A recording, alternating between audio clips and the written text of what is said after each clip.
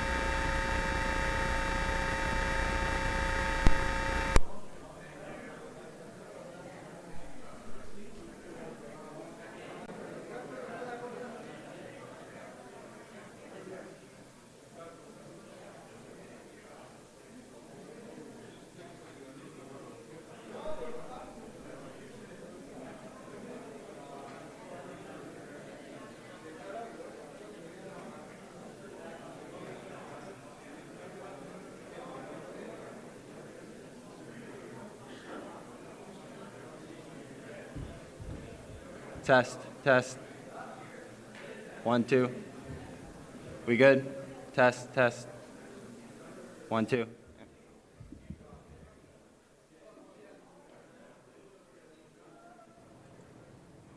Hello everyone, Samia here with a Saturday edition of Fox News Now, and thank you guys for joining us. Obviously, you guys are here for some very tragic reasons. The passing of boxing legend Muhammad Ali. Muhammad Ali dying at the age of 74 last night. He died at a Scottsdale hotel.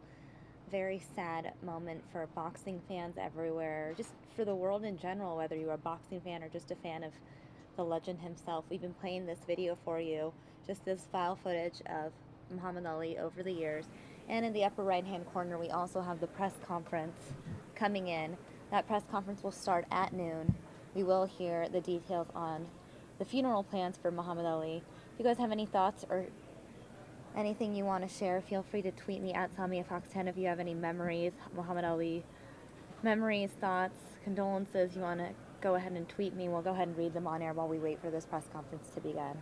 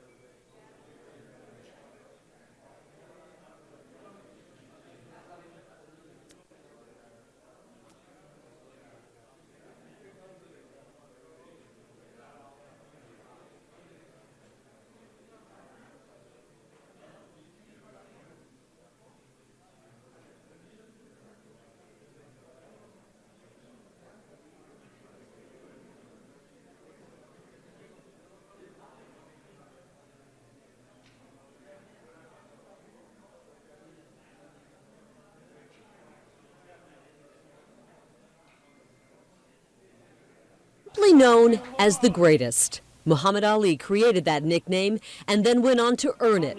He had a life filled with hardship, triumph, failure, and fame, and each chapter seemed to be more amazing than the one before. Born in Louisville, Kentucky in 1942 as Cassius Clay, he changed his name to Muhammad Ali when he joined the Nation of Islam at the age of 22.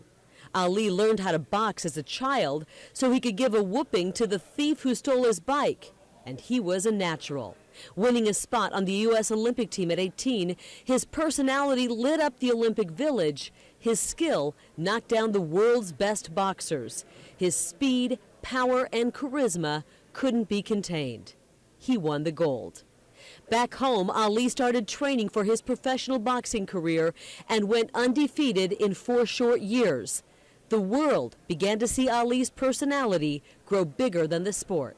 I'm young, I'm handsome, I'm fast, I'm pretty, and can't possibly be beat. His famous bravado was always on display. With the upset of Sonny Liston still being talked about, the champ shocked even more people when he joined the Nation of Islam. I'm a fighter, not a politician. They act like I'm the president or something. I mean, I'm just a fighter. He changed his name at the risk of alienating fans. Cassius Clay was my slave name. I'm no longer a slave. What does it mean? Muhammad means worthy of all praises, and Ali means most high.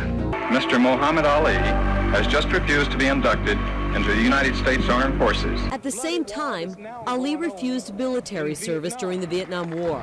With his famous line, "I ain't got no quarrel with the Viet Cong," Ali articulated to a generation of Americans his reason for opposing the war. Whatever the punishment, whatever the persecution is for standing up for my religious beliefs, even if it means facing machine gun fire that day, I will face it before denouncing Elijah Muhammad and the religion of Islam. I'm ready to die. Arrested and found guilty of draft evasion, it took 4 years, but Muhammad Ali appealed the conviction to the Supreme Court, where he won.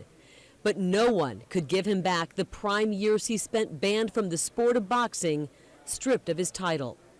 When Ali returned to the ring, Joe Frazier delivered him a knockout after 15 brutal rounds. Ali rebuilt his career, shocking the world once again. He comes off the ropes to reclaim the title of heavyweight champion of the world in his Rumble in the Jungle fight against George Foreman. In perhaps the greatest battle in boxing history, the Thrilla in Manila, Ali defeats Frazier with his float like a butterfly, sting like a bee fighting style and rope-a-dope technique. I've been blessed by Almighty God, Allah, to be successful in my boxing and everything. And I don't think you can find no one individual in this country, I challenge you, black or white, even the president is more popular worldwide than I am. Muhammad Ali became the most famous athlete in the world, famous for his pre-match antics and hype, trash-talking his opponents. Well, as a fighter, he don't have a punch. None of George Foreman's fighters stay down for a count. After a tough loss, Ali retires from boxing in 1981. The Spinks fight, for me, at 37 years old, fighting a 25-year-old man, I'm happy to be getting out. I mean, it's been hell. 3 years later, he announces he has Parkinson's disease, which robs him of his physical grace and amazing gift of communication. But in true champ style, nothing keeps him down. He continues his work as a humanitarian around the world, raising more awareness and money for Parkinson's research through his Fight Night charity than anyone.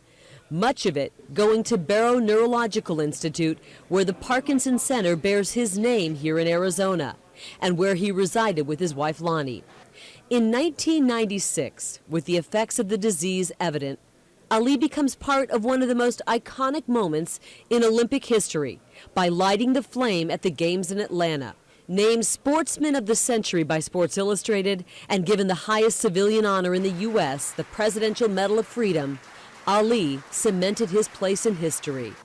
Muhammad Ali, the most famous boxer to ever step in the ring, but the greatest left an even bigger mark on the world. I'm the king of the world! Hold it, hold it, hold it! Hold it, you're not that pretty. I'm a bad man! Wait, I took up the world! Yes, you did, champ. Yes, you did.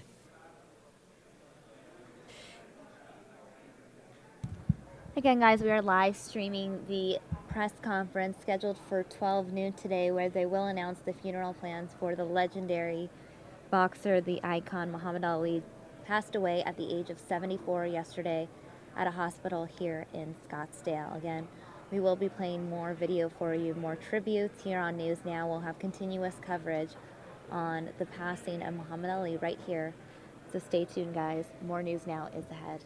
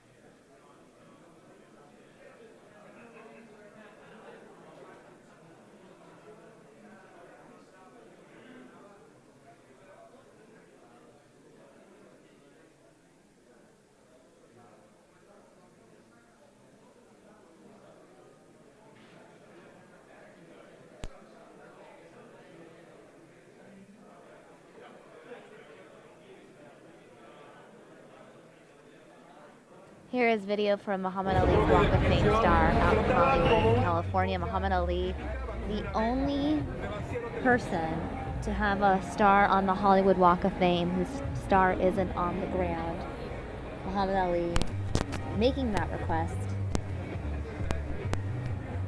as part of the agreement in being honored by the Hollywood Walk of Fame.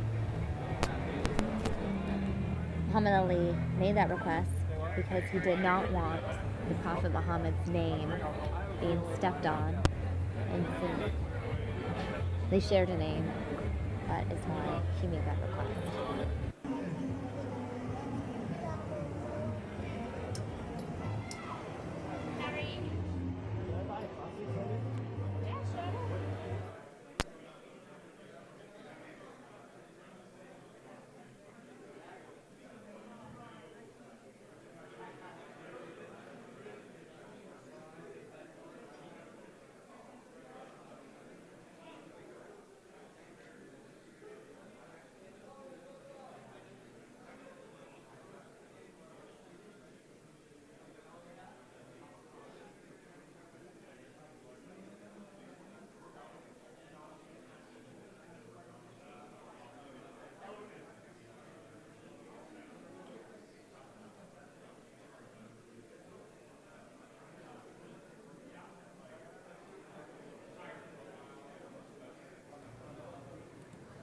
Joining me now is Courtney Griffin. Courtney, you have been on this story all morning. 3, The 4. passing of Muhammad Ali. What has the morning been like? 2, 3, 4.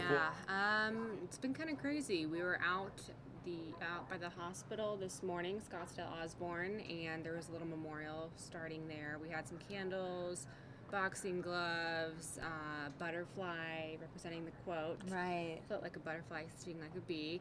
And then from there we went and talked to Jimmy Walker, and it was really neat talking to him. We have his story coming up tonight at 5. He was really good friends with Muhammad. They were friends for about 31 years. And yeah, some really good, interesting, funny stories that he shared. Did he seem emotional about all this, or is it something where, you know, Muhammad Ali's health had been, you know, built? Yeah, he said actually the last time he was out at an event was April 9th, which was Celebrity Fight Night. Right. He was sitting right next to Carrie Underwood. And he said then you can kind of tell he was going downhill a little bit with his health. So not sure what he meant by that, because he said the past 4 or 5 years he couldn't really talk that well. Right. So I guess you could just, you know, you could tell it was kind of coming to an end. Right. It wasn't so much of a surprise for him. Right, yeah. And then he was at Muhammad's house yesterday with Lonnie and then Nancy, his wife. So he's really close friends with him. And so he's definitely sad, but he's hoping that people take away from this just the legacy of peace and love and, you know, all that he was, and how he was a humanitarian and inspired us to be better, and he definitely had some confidence, which is good. Yeah. A little bit of arrogance in there is always good to have. Right. So yeah, it was cool to talk to him, and there's a lot of pictures up there on Jimmy's wall. So we're going to show all of that tonight at 5, I believe. 5 o'clock on the newscast. Yeah, right. 5. So ever since this news really broke, I mean, it was yesterday afternoon, the news started kind of spreading that he wasn't doing well, like that he only had a few hours to live. Yeah. Nothing was sort of confirmed, but you could see that the internet was already really concerned. Muhammad Ali started trending nationwide, and ever since last night, I mean, it's still the #1 trend in the United States, probably the #1 trend worldwide, hashtag RIP Muhammad Ali. Yeah, this morning I woke up and just everywhere on Facebook, Twitter, basically any kind of social media outlet that you looked at, it was Muhammad Ali. Quotes, pictures, special stories if anybody met him. Right. So, yeah, I mean, it's sad, but I think a lot of people knew it was coming, and he did have a good life, and he had that disease that he was battling for like 32 years, I believe. 1984. Yeah, so quite a long time. So at least we kind of had a heads up, I guess. And any viewers out there who are tuning in who want to share their own personal Muhammad Ali stories, memories, any thoughts you want to share before we go live to this press conference, you can go ahead and tweet me.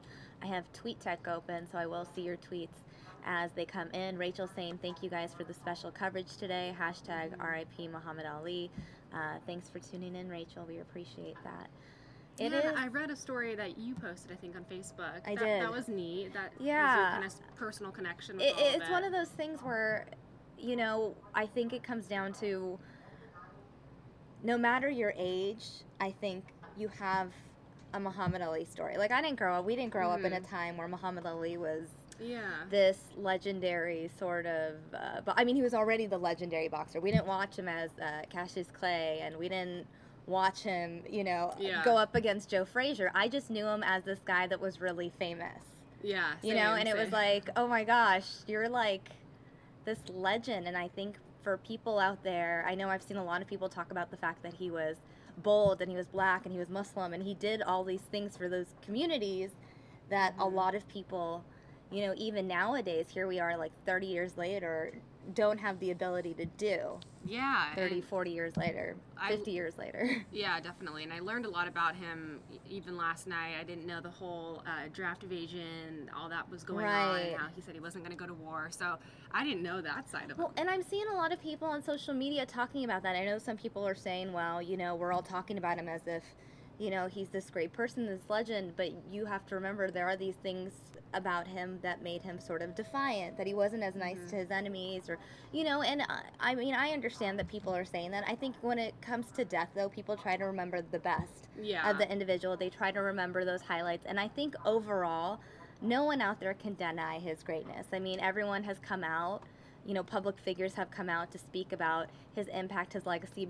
President Obama, you know, that statement on the White House's Facebook page is major. I mean, a lot of people are sharing that. President Obama has a picture of Muhammad Ali up in his office and boxing gloves, and Donald Trump tweeted about it just minutes after the news. I mean, the news came out, I think, around 9:20 p.m. Arizona time last night, and I think by 9:30, Donald Trump had already sent well wishes, you know, talking about Muhammad Ali. So yeah, I'm smiling because it reminded me of Jimmy Walker said something along the lines of, he was talking to Muhammad and he said, yeah, I want to look good, or, you know, have my hair look pretty like Donald Trump's or something. So yeah, they all kind of knew each other, a community within that celebrity fight night. A lot of celebrities got together, and it was the primary beneficiary was for let me see if I have it written down. I don't, but it's the Barrow Neurological Institute. So a lot of the money that was raised went to that. Not all of it. We learned that earlier today, but yeah, so a lot of money raised to try to fight this Parkinson's disease. And it might be too early to know the answer to this. I don't know if Jimmy mentioned this, but are they going to continue the Celebrity Fight Night every year in his legacy? Yeah, they are going to continue it. They're still trying to find a cure, so they're going to continue to do it. I don't think they're making any changes to that. Right. Yeah. We have here some tweets. So this also reminds me, after speaking with Jimmy Walker, we talked to, I think it was, let me see, Doc Weaver, and he cut Muhammad Ali's hair twice. So we have a little side story coming up also tonight at 5. So you'll be able to see the guy who cut his hair. It's pretty cool. So talking to all these people, I mean, I just imagine people being so emotional. Like last night, I was out and about in Scottsdale, so I decided to detour. And I went to the hospital just to kind of get the vibe and see what it was like out there. And you could just see the fans sort of coming out and stopping by and wanting to take pictures, you know, and just sort of, I mean, there was the guy holding up this big Muhammad Ali poster. Wow. And it was just, I don't know. I know there was a lot of media there. There was. Yeah, I guess, kind of surprised there wasn't a bigger memorial started this morning. I mean, there was like 4 candles, boxing gloves, and a butterfly. Right. No, I noticed like not a whole lot. Last night there was 1 candle, and again, I don't know if I mean they didn't really publicize the hotel or the hospital where he was at. Yeah. Secondly, I guess that maybe people are just not sure where to start the memorial. I mean, we have this video right here, right, of his Hollywood Walk of Fame star, you know? And I know being in Los Angeles during a lot of different celebrity deaths, typically a memorial tends to grow right outside the Hollywood Walk of Fame star. We saw it recently with the death of Prince. I still remember covering Michael Jackson's death 6 years ago. I still remember that. And the memorial just became so massive, and it just grew and grew and grew. And so I guess it comes down to where is the official place to create that memorial? Maybe people don't know. I mean, even with Prince, there was a huge memorial in Minneapolis. And I know that I think there's a memorial growing outside Muhammad Ali Center in Kentucky. Yeah, and I know they had flags half-staff today. And that's where the funeral is going to be. So I think that's what this press conference is going to be coming up at noon. Right. Is talking about the funeral. Right, and so that's actually something I want to talk about. I'm glad you brought it up. The funeral and the funeral arrangements. So Muhammad Ali died yesterday, and Islamic tradition is such that he needs to be buried within 72 hours, within 3 days. And so knowing that means he has basically between today and Monday to be buried. So it's going to be, I would assume they would be announcing it for either Sunday or Monday. Monday would give them a little bit more time to make all the preparations and do everything they need to do with the body, because, I mean, I'm not 100% on this, but from what I do know, there's a washing process of the body that the body has to go through, Islamically speaking, where you know, you're washing the body, and you actually, and not to be all TMI on everyone, but you basically have to press parts of the body and release like the liquids from the body. It's part of the process, and people actually work to, like people who know you or whatever, they cleanse the body, and then you're wrapped up in shrouds. So it's not like you're wearing like a suit and tie that you typically see in like an open casket. So do we know, did he follow that religion strictly? Like, you think that is what they're going to do? I do think that is what they're going to do. I know ESPN had also mentioned the 72-hour process, and I feel like he was fairly devout based on what I've seen on, you know, just the things I've seen over the course of my 30 years in life. So that's interesting. Yeah. So I wonder, well, they have to get started on that then, I guess. I mean, I'm assuming that is the case. Again, I mean, they might say otherwise during this press conference, but I know that, you know, we were just watching the obituary package, the story that Carrie Lake did just 5-10 minutes ago, and she did talk about, you know, his evolution from, you know, being this boxer to joining the Nation of Islam to just, you know, following traditional Islam. And I think, you know, he's come out and spoke out about, you know, ISIS and condemned that and done so many things like that. So I do want to say that he was fairly devout in his practice. Okay. Yeah. So is that why he changed his name, or that was something? Yeah, that's why he's changed his name. Because I read somewhere that he said, "I'm no longer a slave." That was a slave name or something, and yeah. Well, I just learned actually he changed his name last night. Oh, okay. Well, yeah, I think I mean typically people when they convert do end up changing their name. I think another famous public figure that people know of that converted while in the public spotlight would be the British singer Cat Stevens. Okay. From I think the 70s. Oh. And he changed his name to Yusuf Islam. I think the press conference is starting. Let's go ahead and listen in, guys. The details for his funeral arrangements, and then I'll take a limited number of questions at the end. Muhammad Ali was truly the people's champion. and the celebration will reflect his devotion to people of all races, religions, and backgrounds. Muhammad's extraordinary boxing career only encompassed half of his life. The other half was committed to sharing a message of peace and inclusion with the world. Following his wishes, his funeral will reflect those principles and be a celebration open to everyone. Lonnie and the entire Ali family invite everyone to join them for the celebration in Muhammad's hometown of Louisville, Kentucky.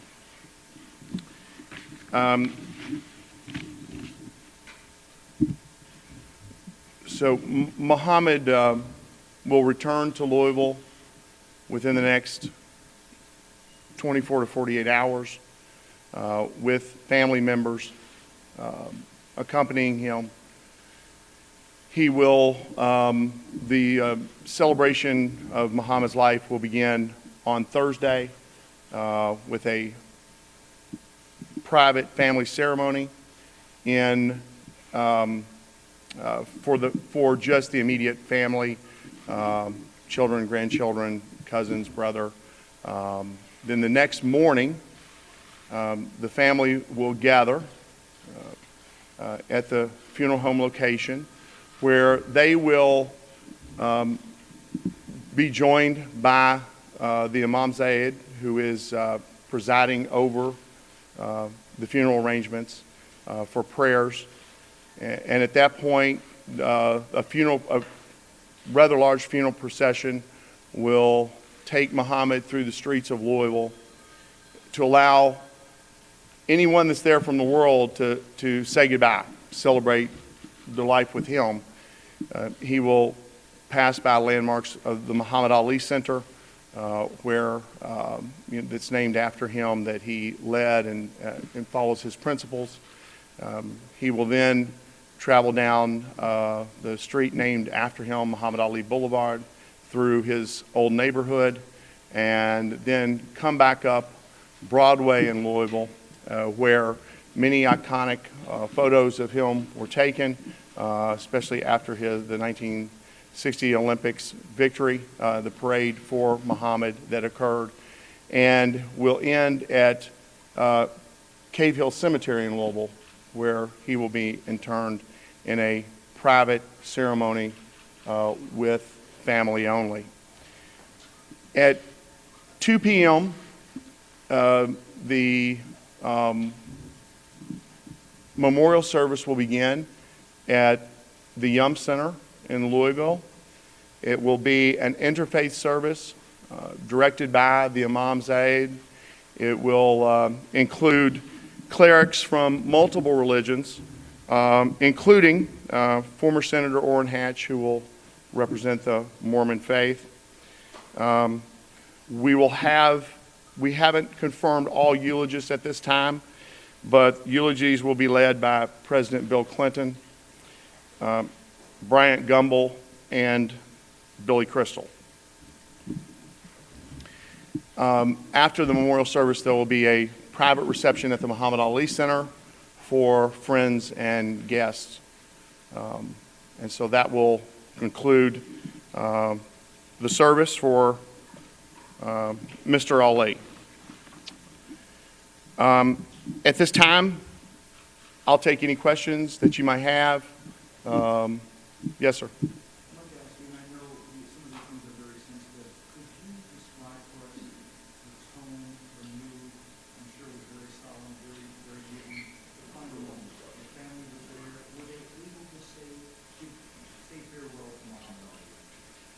They had a full day to say farewell to Muhammad. All family members, all daughters and his son were in attendance, and his wife. They got to spend quality time with him to say their final goodbyes. And it was a very solemn moment, as I have repeated since last evening. It was a really, you hate to say this about a funeral, but a beautiful thing to watch, because it was, it displayed all that's good about Muhammad Ali, and the family displayed that and with dignity. And of course, there was sorrow. They were, in sadness, but it was done. The champ would have been very proud of his family. Yes. Yes, sir.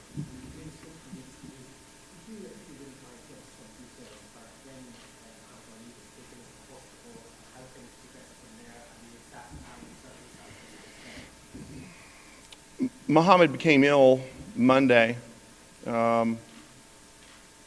and was hospitalized Monday night. I'm losing track of time. Forgive me. Monday night, he was in the hospital, but he was in fair condition. And we expected that to be the case. Muhammad has battled back many times, and we expected it to happen this time. The family was called when things became more serious. We still had a lot of hope that it was going to turn around. I arrived in Phoenix a couple of days ago, and then shortly after I arrived, it became clear in discussions with Lonnie Ali and with his doctors that his condition wasn't going to improve. And so, they were able to bring all family members in the last 24 hours when we knew that things weren't going to improve. They were given time to say goodbye. Muhammad, his official time of death was 9:10 p.m. Mountain Standard Time. His official cause of death was septic shock due to unspecified natural causes. They're having it's very rough at this point for the family. All family members are having a tough time.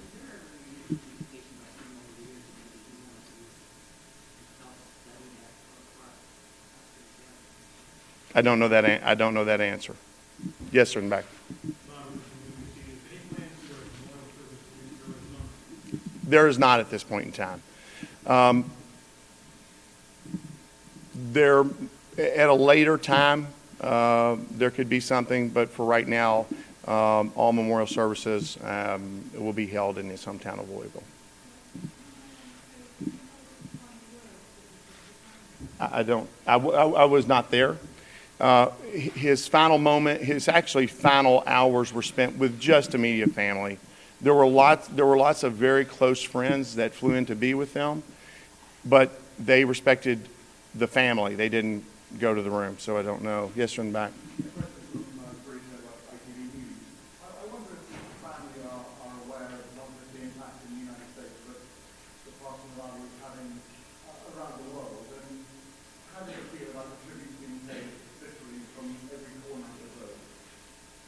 They do, and they're very appreciative of all the outpouring around the world. And that's why I think it was important to them to have a celebration and a memorial service that was open to everyone from all walks of life. It's they're heartfelt. They certainly believe that Muhammad was a citizen of the world, and he truly was. And they know that the world grieves with them, and they've received, as you can imagine, tens of thousands of well wishes and support.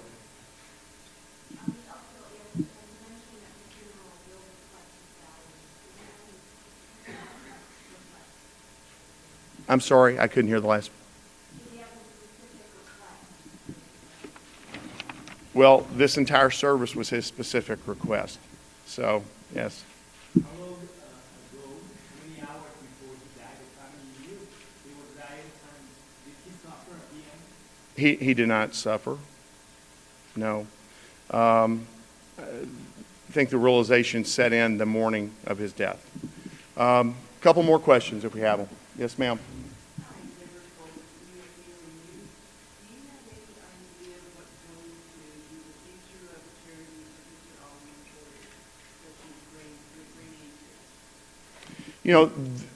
Obviously, The Ali family will continue to support those. Lonnie will still be very involved and very active, and so those will continue to go forward. What they have asked, and that brings up a good point, is that in lieu of flowers and cards, that donations be sent through the Muhammad Ali Center in Louisville, Kentucky. 2 more questions if you got them. Anybody?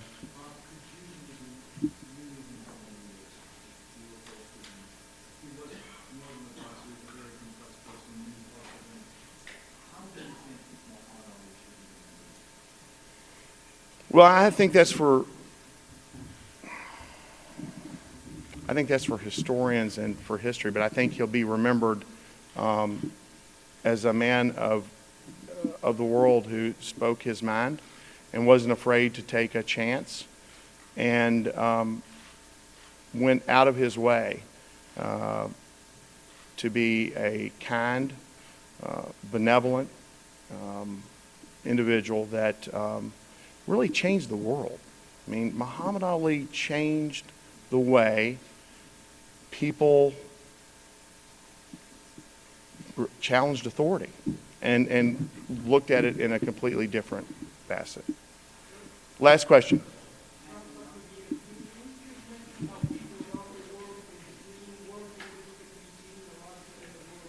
Yes, and thank you. And so through the Muhammad Ali Center website, MuhammadAliCenter.org, and it's in the release, I believe, that you got, that you received, but through MuhammadAliCenter.org, the actual service will be streamed throughout the world and translated as well.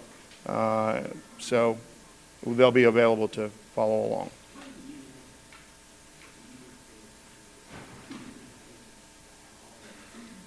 Well, it's going to be in the Muslim tradition.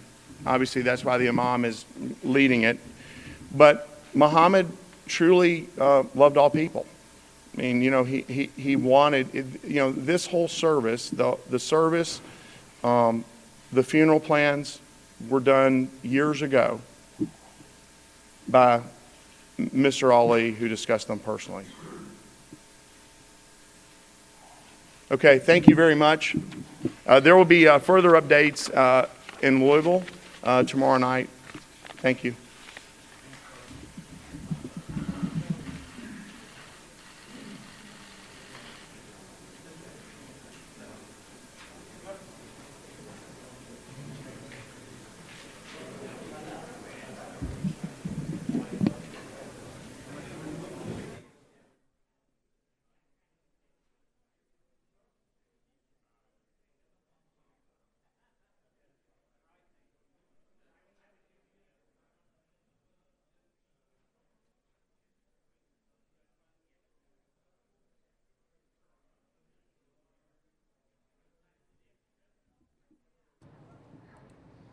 Wow.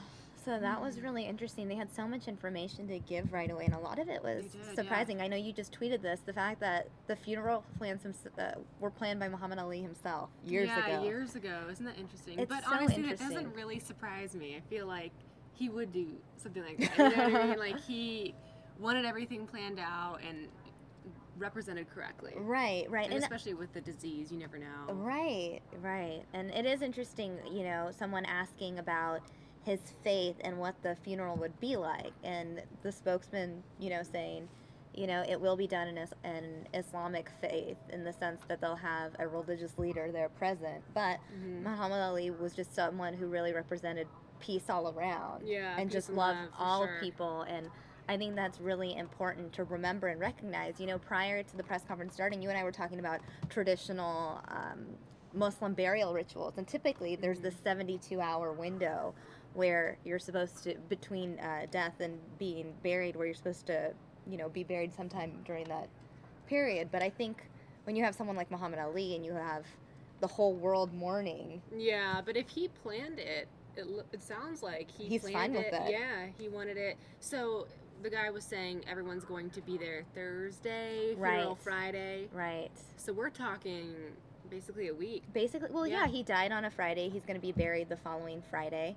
And like he said, the family will be traveling with Muhammad Ali's body from here in Arizona to Kentucky in the next 24 to 48 hours. And then they're going to be gathering on Thursday for a sort of, you know, a memorial or, you know, remembrance of him. Bill Clinton is going to be speaking on Friday. Bryant Gumbel is going to be speaking.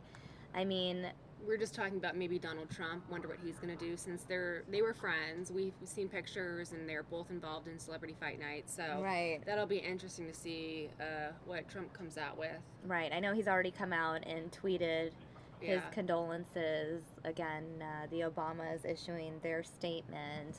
I mean, I feel like everyone on the internet, I mean, everyone is reacting in their own way, you know? Boxers, obviously. I mean, world figures. We have all this file video. You know, it really just represents, you know, his legacy and his history. And, I mean, I can't imagine what it was like back then to watch him when he was at his prime, when he was the greatest. I mean, I remember my childhood, and I mean, it's a completely different sport, but watching Michael Jordan play basketball, and, you know, as a kid, that's like legendary. But I mean, you know, he's referenced as, I mean, he's known, you say the greatest, and people already know who you're talking about. That is a hashtag that was trending on Twitter as well. That would have been so neat to see the fight with him and Joe Frazier. I know Tom Fergus, we were working together earlier, photojournalist here, and he said that he remembers the fight like it was yesterday. It was not only the talk of the town, but just the talk of the nation. Like, literally everybody was talking about it. Right. He had such an impact on everyone. And guys, I want to hear from you what your Muhammad Ali memories are. If you can go ahead and tweet it, we'll go ahead and read some of those on air. So we're here. We're bringing you continuous coverage of Muhammad Ali, his legacy. It is pretty... He's one of a kind. Yeah, really. And everyone, you know, another thing that was trending last night on Twitter nationwide was a picture circulating of Prince and Muhammad Ali. People have been saying, is like... Is it the one that Jeff posted where he was, like, touching his head? Yeah. Okay. Yeah, so it's one of those things where a lot of people are saying, 2016, what are you doing to us? All of our legends are leaving in 2016. I mean, we've seen a lot of prominent people pass away this year. And really a lot of people... You know, whether you knew these people personally or not, I think because they have such an impact on your life and an influence in pop culture, you can't help but be a little taken back. You can't help but shed a tear even if you never physically met the person. Yeah, and for people that are younger, I think everyone knows him or has seen a quote or his picture, but I think a lot of people are also learning about him too. So like Jimmy Walker said, I think this is also a time for people to kind of understand a little bit more about who he was and what he represented. So I think it's kind of neat in a sense that everyone's going to know way more about him than, you know, what they did know, for people who are younger at least. Right, and you just brought it up, guys. If those of you who are just tuning in now and didn't catch us earlier, Courtney actually spoke with Jimmy earlier today. Let's recap a little bit of what he talked to you about. I mean, he's known him for 31 years, you said? Yeah, so Jimmy Walker is the founder of Celebrity Fight Night, which is basically a foundation that raises money for different charities. He met Muhammad in 1985, so a year after he was diagnosed with Parkinson's disease. And then shortly after that, they kind of decided to work together, and the Celebrity Fight Night was already going on, but then he had a big role in it as well, and they began to raise a lot of money for several charities, but one of them being Parkinson's disease and also for the Barrow Neurological Institute. So really interesting hearing the stories and the memories, and how whenever they went anywhere together, he would get standing ovations. People would just clap for him, whether he was coming in or out or whatever. Everybody wanted to shake his hand, wanted to meet him, whether that was NBA stars, NFL, everybody looked up to this guy. So yeah, definitely one of a kind. And he said he was really about peace and love. That was really his legacy. And he came off kind of arrogant, had his funny, you know, quotes and stuff. Nobody can beat me, I'm pretty, all that. But deep down, he was a real good guy. And actually, Jimmy even said it wasn't even that deep down. He was a good guy. Like, it was all part of the image, the facade of being this legendary boxer. I mean, I went back and I started looking at so many quotes last night on Google, just going through all of the things he said, and he spoke very eloquently. But you're right, there were those moments where he came off as incredibly cocky. I couldn't help but think of.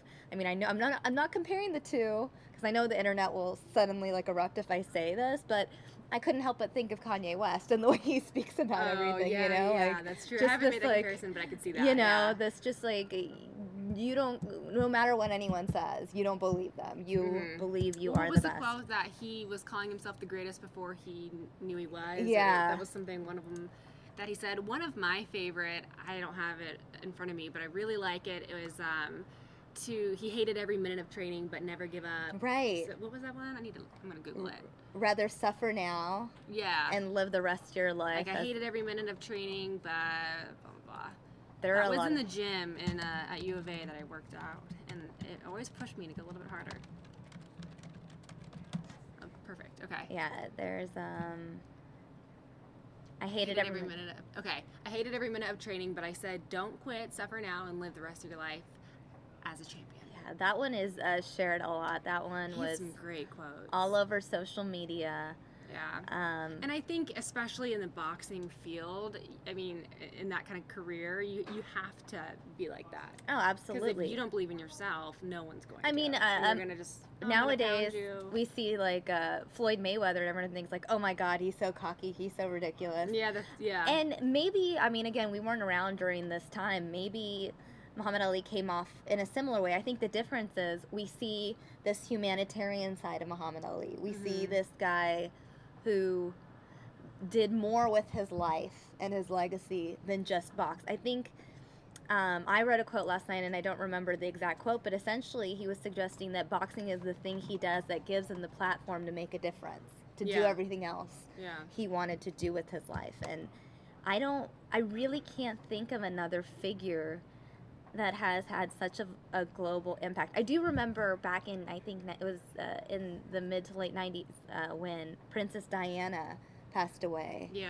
And the world sort of reacting to that and the world feeling such a huge loss. And there are, I guess, just a few icons that really transcend, you know, everything and who become these global figures, you know?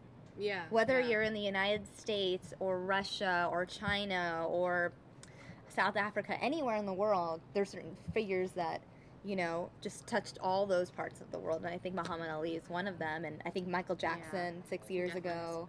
Yeah, and you know how you were saying Prince this year and Muhammad Ali. Well, Michael Jackson and Farrah Fawcett. That was another one. It was like, what's going on? That was the same day. Yeah, that was crazy. Yeah, that was pretty crazy. Yeah. And then even that same week, right before Farrah Fawcett and Janet Jackson's death, Ed McMahon passed away just 2 days before that. Yeah, so that was they always say that celebrity deaths happen in threes. I don't know if there's any truth to that, but I think there's a saying out there. Wow. Yeah, so. Interesting. I don't know. I think what I guess sets this one apart as opposed to like the Michael Jacksons and the Princes. Michael Jackson and Prince kind of came out of nowhere and it was sudden and people were shocked. We've watched Muhammad Ali be hospitalized over the years. We've watched him have to deal with his Parkinson's and. Well, that was what was interesting too, though. 9/10 was the exact exact time of death. Right. Cause was septic shock due to unspecified natural causes. He was 74 years old. So yeah, and when we got the alerts, it was saying respiratory issues. Right. So there. I know they were saying he was hospitalized for respiratory issues. Which can be caused by Parkinson's disease. But the cause here, I don't know. I mean, is that related to Parkinson's? That I couldn't answer. I don't know. I'm assuming you may be on the story still tomorrow. It all probably is related, you know, with your health declining like that for so many years. But yeah, Jimmy Walker was saying his last outing was April 9th. Celebrity Fight Night event, sitting right next to Carrie Underwood. We have a picture of that. You'll see tonight at 5. And Jimmy was saying you could tell he was really kind of going downhill from there. So at least it is not so shocking, like a Prince or a Michael Jackson. Right. I think it's one of those things where it's someone who is legendary, but, you know, as a member of the outside world, you saw it kind of coming. Yeah. So again, as sad as it is, though, you know, because he's absolutely an American legend, or just icon, is incredible guy. Again, One of a kind, really. if you guys have any thoughts or memories about Muhammad Ali you want to share here on News Now, go ahead and tweet me. We are getting the tweets. They are popping up on my screen, so I will read them. We'd love to hear your thoughts. We'd love to hear about your first reaction when you first heard the news last night, or maybe you were already asleep and you found out this morning. I mean, depending on where you're watching in the world. That's if you're on true. the East Coast, I mean, it was after midnight by the time the news broke. That's true, yeah. And if you were, you know, I saw people out in the UK only finding out about it as they woke up this morning, and it's definitely a shocker. Even though we knew his health was declining, all that, it's still, you just don't really believe it. You just feel like those people live on forever. Right. And he will, in quotes and memories and legacies, but it's still shocking. Right. And you were speaking with Jimmy Walker earlier today. You were saying that he was at Muhammad Ali's house last night. Yeah, he was there with only a couple other people, and didn't really talk a whole lot about what, you know, the vibe was like in the home. Obviously very sad, but yeah, he was there. He was one of them there, so. Wow. And then also we'll have coming up tonight, Doc Weaver, a guy who cut his hair, Muhammad Ali's hair, twice. And so we were asking him about, how'd you do it? Were you nervous? You couldn't mess up. He wants to look good, you know. And yeah, he said no. He was very particular, but he was cool. Didn't talk a whole lot. Had the entourage with him who was talking a little bit more. So that story is also coming up tonight at 5. I feel like there might be so many stories out here in the Valley, in Scottsdale and Phoenix, of Muhammad Ali stories. I mean, he lived here for 10 years. Yeah. I mean, how cool would that be if you like went to the grocery store? That's what I'm like, oh, and just. But I don't know. It's that, I mean, for me, that's the thing that saddens me, is knowing that I live here and knowing that I won't be able to just go to the grocery store and run into him. Like, that's sort of just, it's a sad thought to think about. It's a cool thought to think that you could even do that, though. I mean, for 10 years he was here. That's pretty cool. I wonder where his house is. I don't know. It's in Paradise Valley. Yeah. Paradise Valley, Scottsdale area, around Scottsdale and Lincoln. Okay. Yeah. Yeah. So. Beautiful area. Very nice area. Well, Courtney, thank you so much for giving us all your insight. Again, Courtney's story airs tonight at 5 o'clock. If you are local, you can tune in by just turning on Channel 10. And if you're not local, you can still catch the newscast by just going to fox10phoenix.com and watching that live. I'm going to go ahead and play the obituary piece for you guys one more time in case you missed it the first time around. He was simply known as the greatest. Muhammad Ali created that nickname and then went on to earn it. He had a life filled with hardship, triumph, failure, and fame, and each chapter seemed to be more amazing than the one before. Born in Louisville, Kentucky in 1942 as Cassius Clay, he changed his name to Muhammad Ali when he joined the Nation of Islam at the age of 22. Ali learned how to box as a child so he could give a whooping to the thief who stole his bike, and he was a natural. Winning a spot on the U.S. Olympic team at 18, his personality lit up the Olympic Village. His skill knocked down the world's best boxers. His speed, power, and charisma couldn't be contained. He won the gold. Back home, Ali started training for his professional boxing career and went undefeated in 4 short years. The world began to see Ali's personality grow bigger than the sport. I'm young, I'm handsome, I'm fast, I'm pretty, and can't possibly be beat. His famous bravado was always on display. With the upset of Sonny Liston still being talked about, the champ shocked even more people when he joined the Nation of Islam. I'm a fighter, not a politician. They act like I'm the president or something. I mean, I'm just a fighter. He changed his name at the risk of alienating fans. Cassius Clay was my slave name. I'm no longer a slave. What does it mean? Muhammad means worthy of all praises, and Ali means most high. Mr. Muhammad Ali has just refused to be inducted into the United States Armed Forces. At the same time, Ali refused military service during the Vietnam War. With his famous line, "I ain't got no quarrel with the Viet Cong," Ali articulated to a generation of Americans his reason for opposing the war. Whatever the punishment, whatever the persecution is for standing up for my religious beliefs, even if it means facing machine gun fire that day, I will face it before denouncing Elijah Muhammad and the religion of Islam. I'm ready to die. Arrested and found guilty of draft evasion, it took 4 years, but Muhammad Ali appealed the conviction to the Supreme Court, where he won. But no one could give him back the prime years he spent banned from the sport of boxing, stripped of his title. When Ali returned to the ring, Joe Frazier delivered him a knockout after 15 brutal rounds. Ali rebuilt his career. Shocking the world once again, he comes off the ropes to reclaim the title of heavyweight champion of the world in his Rumble in the Jungle fight against George Foreman.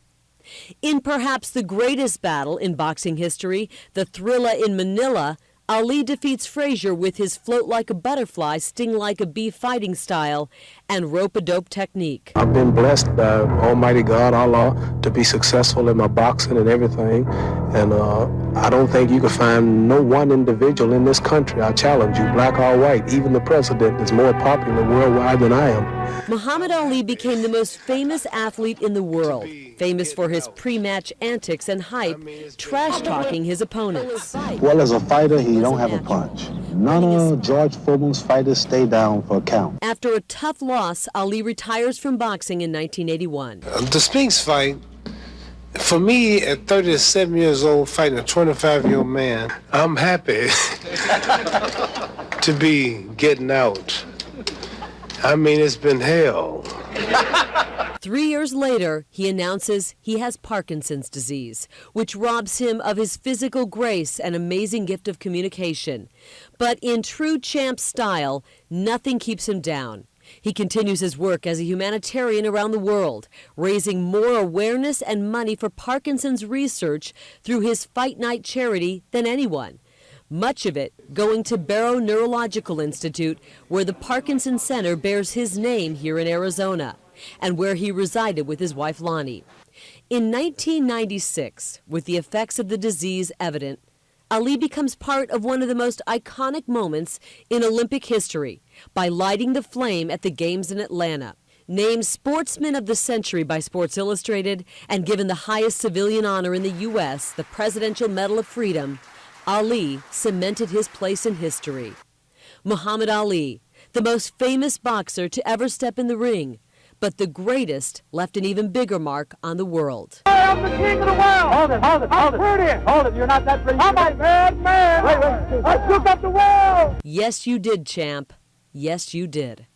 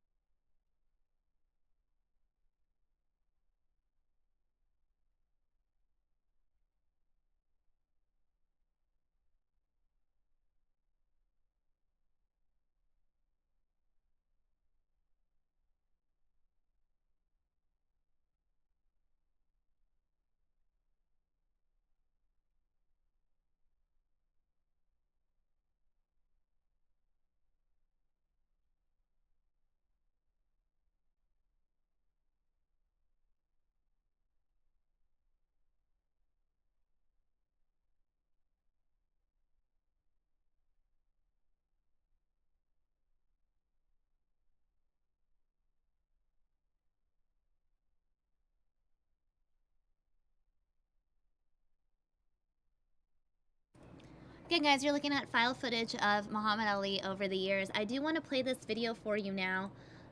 It's from the Council of American Islamic Relations, CARE. They held an event in Washington, D.C. where U.S. Muslim leaders honored Muhammad Ali's legacy. So they did a live stream of that. So I actually want to pull that up for you right now, and we can go ahead and watch that together.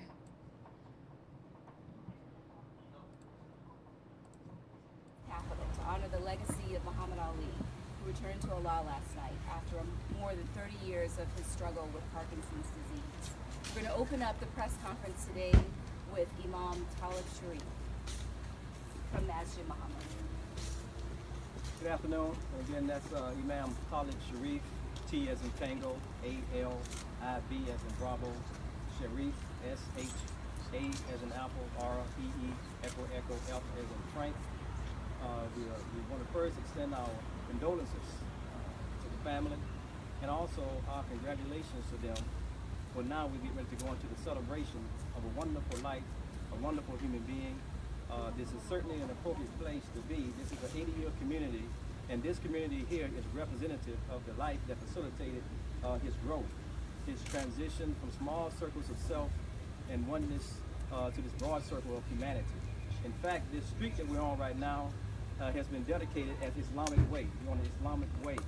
He is an individual that was proud of the main two identities, their human identity and his religious identity as a Muslim. He is American, and we thank God for him. America should thank God for him. I've just heard that the president plans to lower the flags to have staff, and that makes sense. And that makes sense. He was an American hero in his youth.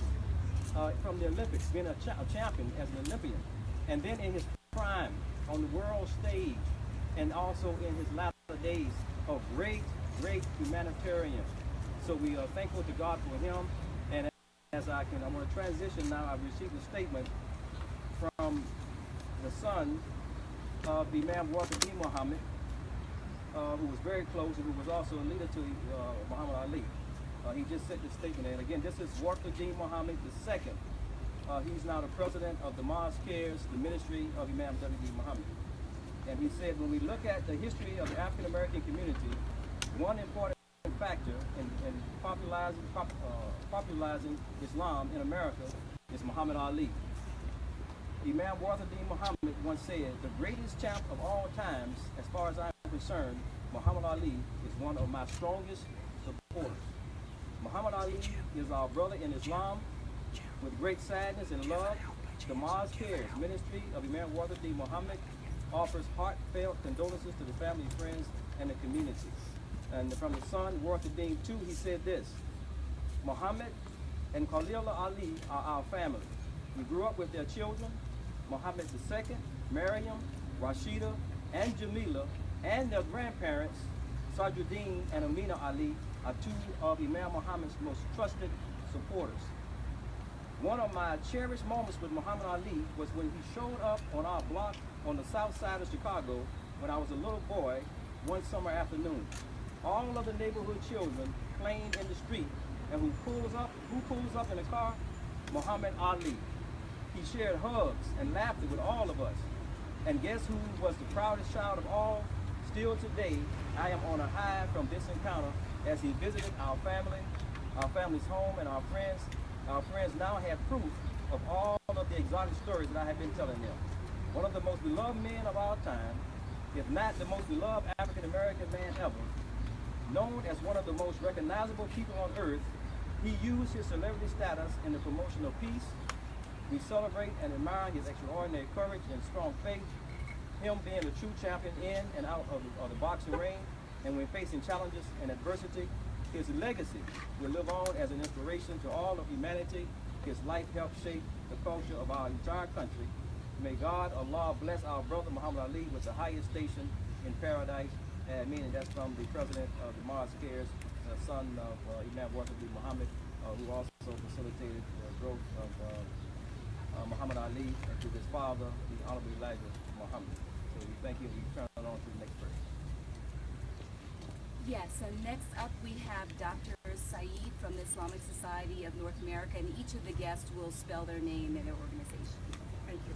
That's very good. Good afternoon and Assalamu alaikum. I represent the Islamic Society of North America, which is celebrating its 53rd anniversary today.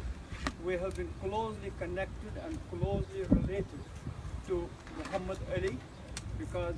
What's your name, sir? Would you say your name?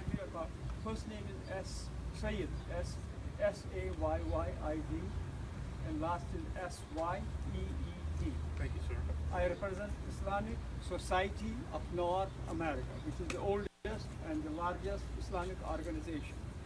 We would not have been able to achieve the impact that this organization and the building of the Muslim community in North America without the help of the leaders like Muhammad Ali. He was a bridge between the African American Muslims and the Muslims coming from different countries as immigrants. So we have had very many these ways of connecting with him, and I personally remember traveling together to Sudan. I personally remember how he was able to help us when there were the hikers held hostages in Iran.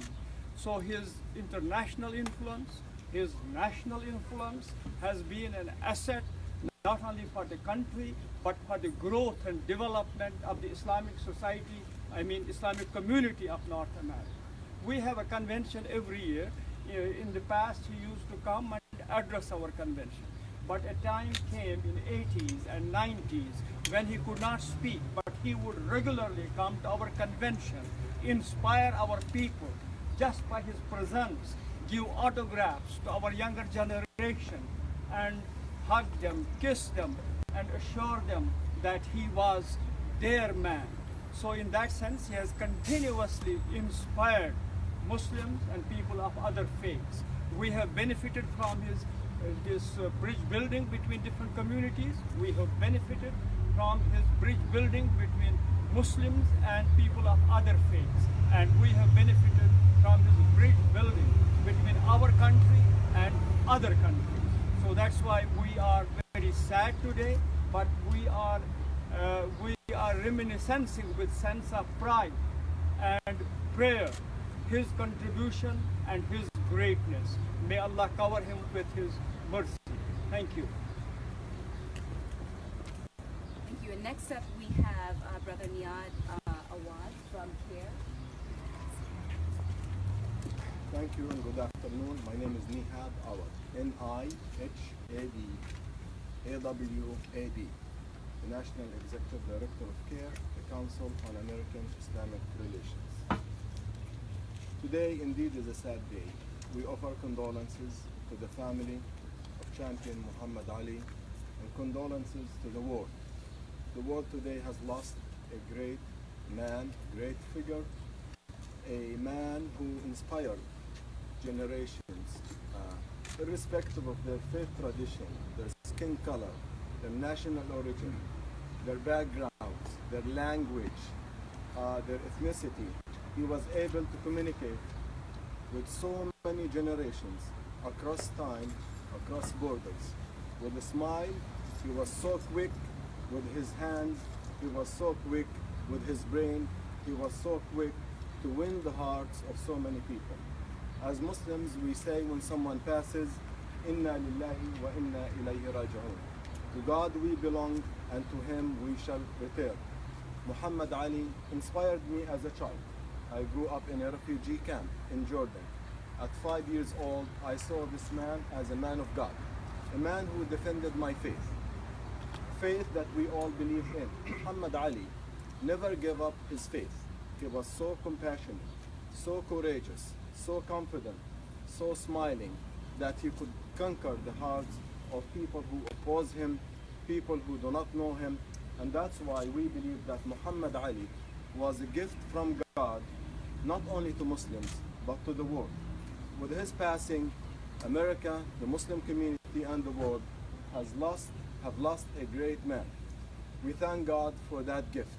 And we say to Muhammad Ali, thank you, brother, for what you did for all of us, Muslims and non-Muslims alike. And we thank God, and we ask God to bless his soul and his legacy. Thank you. And next up, we have Sister Rabia from the Muslim Public Affairs Council. Sister Rabia Ahmed. Hi, my name is Rabia Ahmed, and that's spelled R-A-B-I-A-H. Last name is A-H-M-E-D. I'm the Media and Public Affairs Director at the Muslim Public Affairs Council. It's with heavy hearts and great sadness that we are gathered here today to mourn the loss of Muhammad Ali, a great giant for humanity in so many ways. means so much to all of us. But what made Muhammad Ali so great was not just what he accomplished in the boxing ring, it's what he was able to achieve outside of it.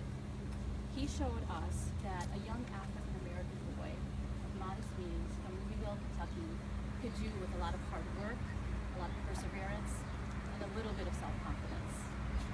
He showed us that you could uphold unpopular political beliefs, religious values that were not necessarily mainstream or well accepted, but still gain acceptance and respect not only in the U.S. as well as around the world. In the upcoming days, the American Muslim community, as well as everyone, all communities across the nation, we're all going to reflect on what Muhammad Ali meant to us and what his legacy meant to us. And as a community, we are going to be working toward honoring his legacy by working toward social justice and fulfilling the spirit of his life. But as a mother, on a more personal note, I'm going to definitely refer to Muhammad Ali as a role model to my kids, because he really truly was the example of a true American success story. His life emulated what it meant to be both American and what it meant to be American and Muslim. And so, again, our condolences to the family. It's a great loss for all of us, and may God rest his soul. And next up, we have Brother Lyndon Bilal from the Muslim American Veterans Association. My name is Lyndon Bilal, spelled L-Y-N-D-O-N, last name B-I-L-A-L, and I'm the commander of the Muslim American Veterans Association. And that association was started here at the nation's mosque, Masjid Muhammad, in 1997. And I recall meeting Muhammad Ali the first time while I was a airman stationed in Southern California, and I was really swept off my feet by meeting such a great man and a inspiration, an icon, a hero that I grew up admiring because of his sports acumen and the way he carried himself in front of the public, and also his entertainment value that he had with serious issues. And in 1992, I hosted a luncheon at the Pentagon, and Muhammad Ali attended that luncheon. And I found out that he has always been a friend of soldiers and of America. He supported America with all his fiber, the best, the beauty of America. And at this luncheon, this was the day before Imam W.D. Muhammad became the first Muslim to open up the Congress or the Senate in prayer. And Muhammad Ali, just spending that day with him and seeing how he interacted with all the people that wanted to meet him and get his autograph and just get close to him. He was a phenomenal person indeed, and he will be missed by all, but what he left us will remain, and that's the love, the courage, and just the character that he had. To me, it reflects the best of what our Prophet Muhammad, peace and blessings be upon him, shared with the world. Thank you. And next up, we have Rizwan Jaka. Brother Rizwan Jaka is from the Adams Center. Assalamu alaikum, peace be with you. Rizwan Jaka, R-I-Z-W-A-N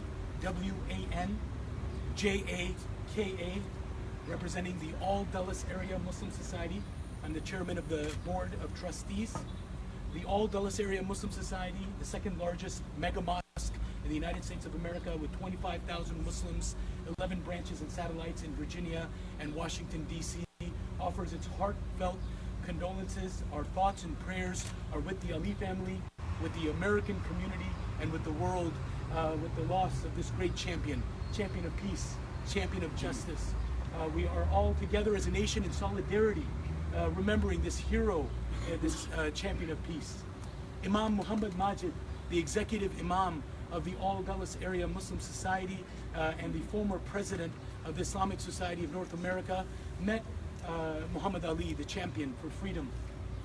in an effort to help release 2 American hostages in Iran, as was mentioned before, which was a solidarity effort between many Muslim organizations and leaders with Muhammad Ali, who had also championed releasing hostages, American hostages around the world in the past as well. I spoke with Imam Majid on my way here, and he remembers that meeting and that work together with Muhammad Ali with so much significance in his life and in our community's life. It was an honor to work with him. He spoke with him, they walked together, and it's something that Imam Majid from Adams will always remember that time and what Muhammad Ali represented for America. He was an ambassador of America to the world. He was an ambassador of American Muslims to America. He was an ambassador of humanity, and we appreciate his leadership, his dedication, his family's leadership. We know that he said he floated like a butterfly and he stung like a bee. We know the humanitarian work, the human rights work, the freedom work he was floating like a butterfly, the butterfly effect. And he impacted so many people around the world. And as American Muslims, as American people of all faiths, we will remember that. We will honor that together with our fellow Americans. Peace be with you. Thank you so much. And next up, we have Naeem Bey from, I apologize, from ICNA.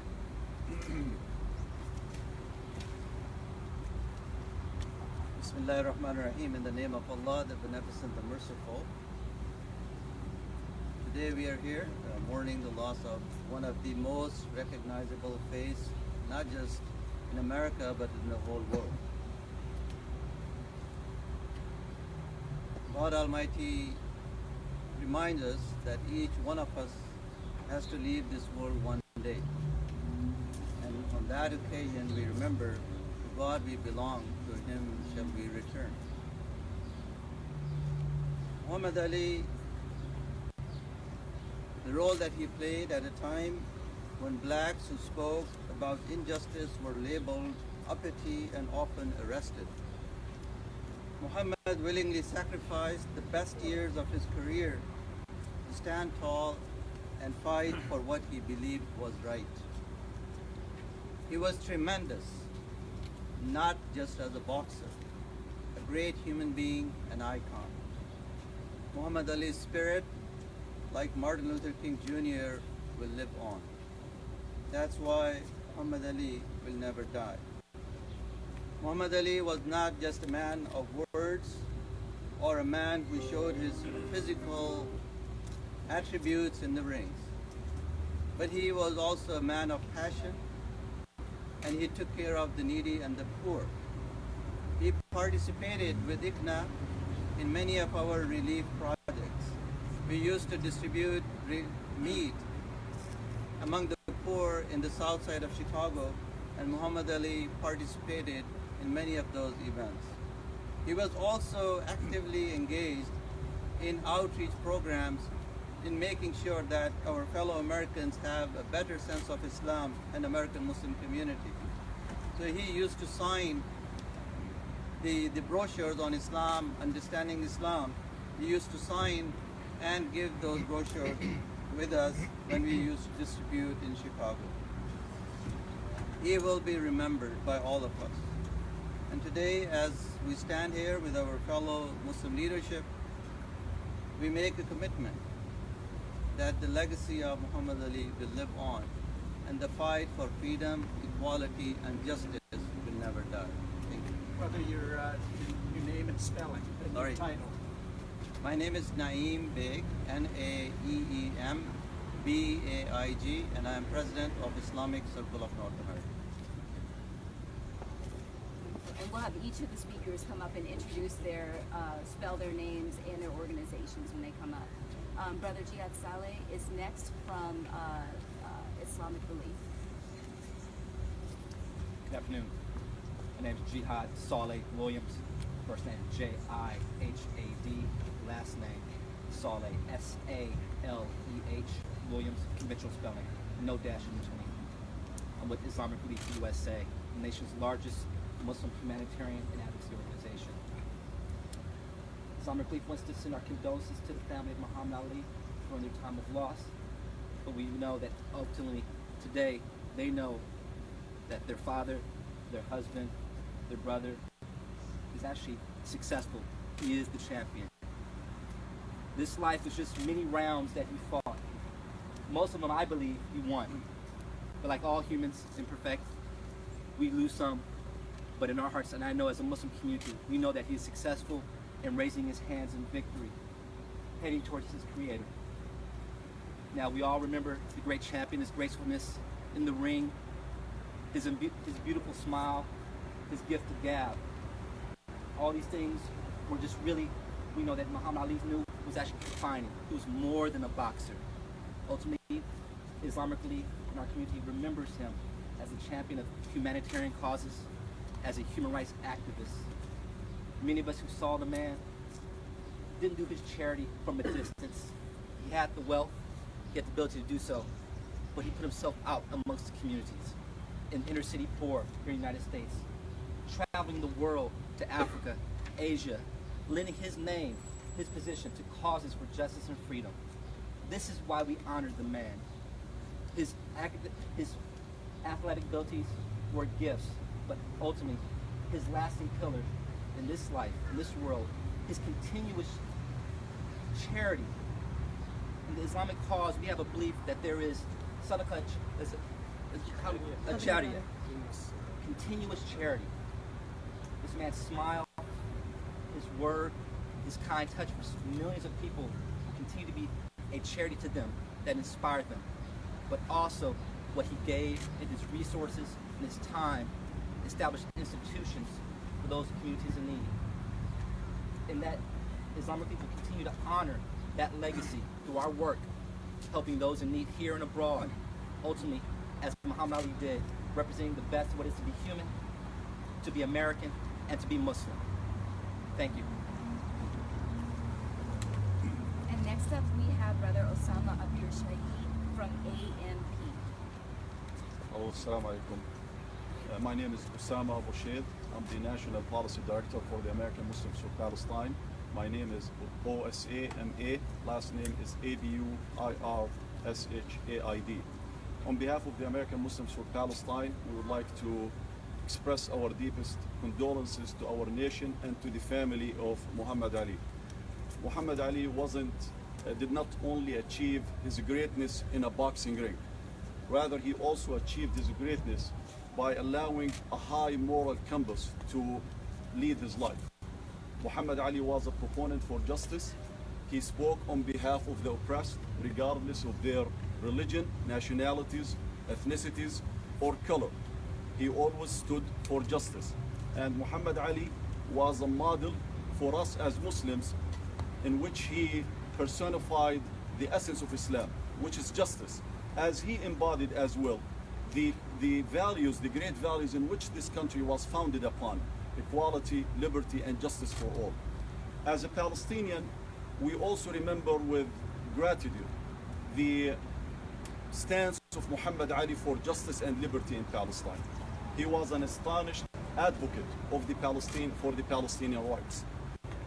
We mourn his loss today, but his legacy and his values and what he stood for lives on with us. Thank you. And our last speaker is Sister Fazia Dean from Darul Hijra. Assalamu alaikum. I'm here on behalf of Darul Hijra. Oh, my name is Fazia Dean, Fazia-Deen.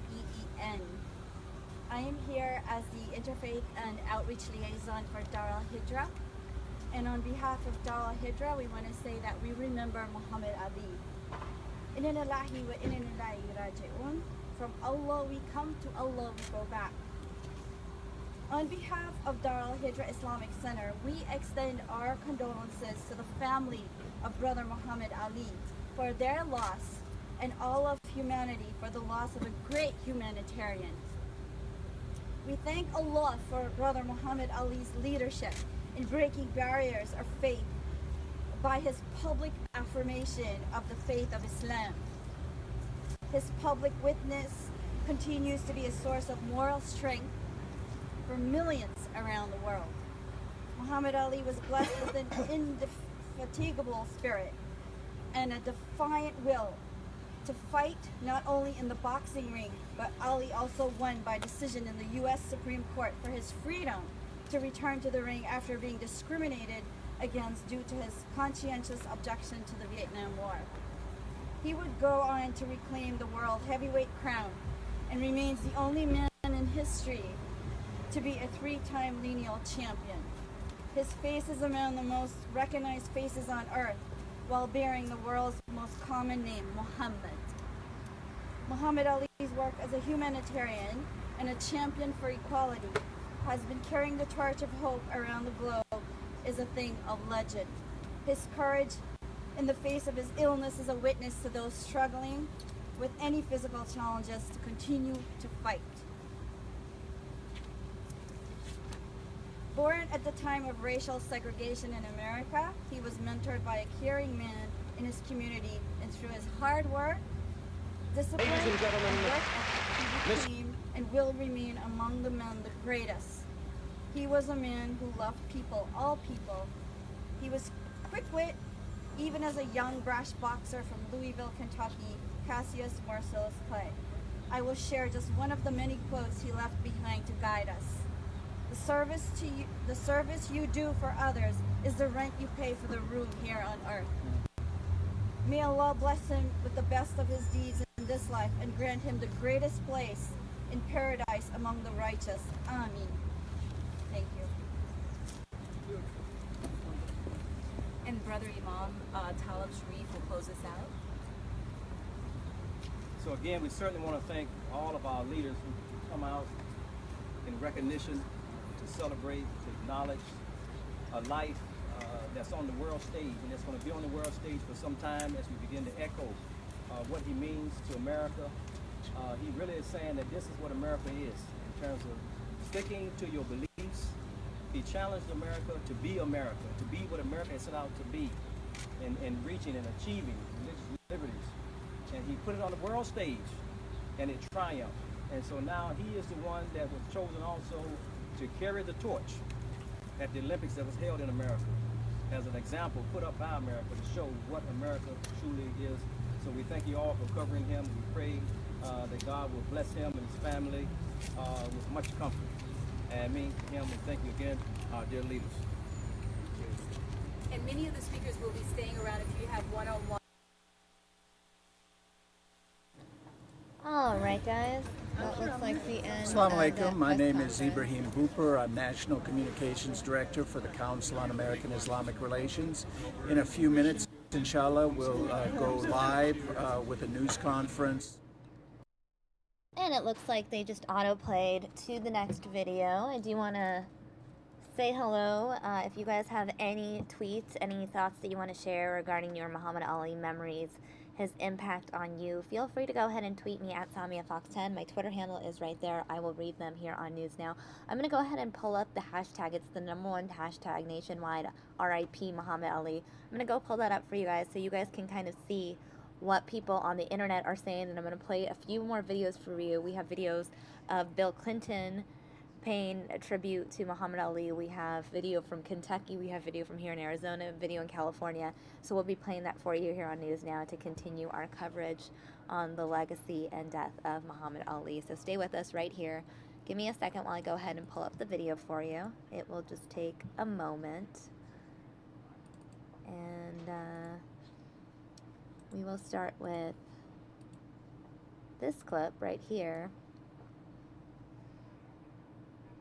of the NAACP president in Louisville, Kentucky, reacting to the news of the death of Muhammad Ali. Leave. But it's sad to see someone so great, magnificent, known him since we were in elementary school.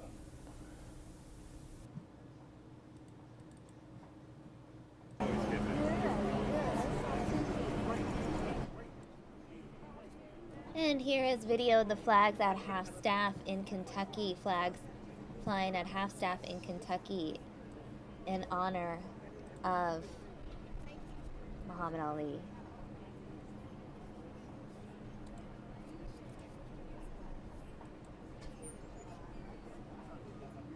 We also have video out of New York, Al Sharpton paying tribute to Muhammad Ali. Again, I'm just clicking on video right now, so forgive me as I resize. They can't take away my dignity. So you're going to hear a lot of people talking about Ali over the next few days that didn't know him and didn't understand what he meant. He started as one of the most despised and hated men in the country. And our children need to know the real story. Everybody was not on Ali's side. When he became the champion, he was Cassius Marcellus Clay.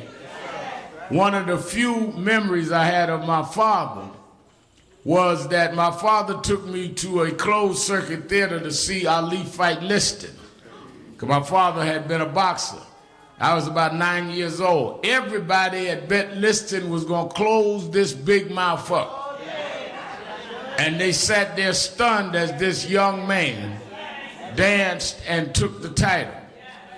And announced a few days later he was a member of the Nation of Islam. And his name was Cassius Clay, later Muhammad Ali. It took courage to do that. It put a lot on the line.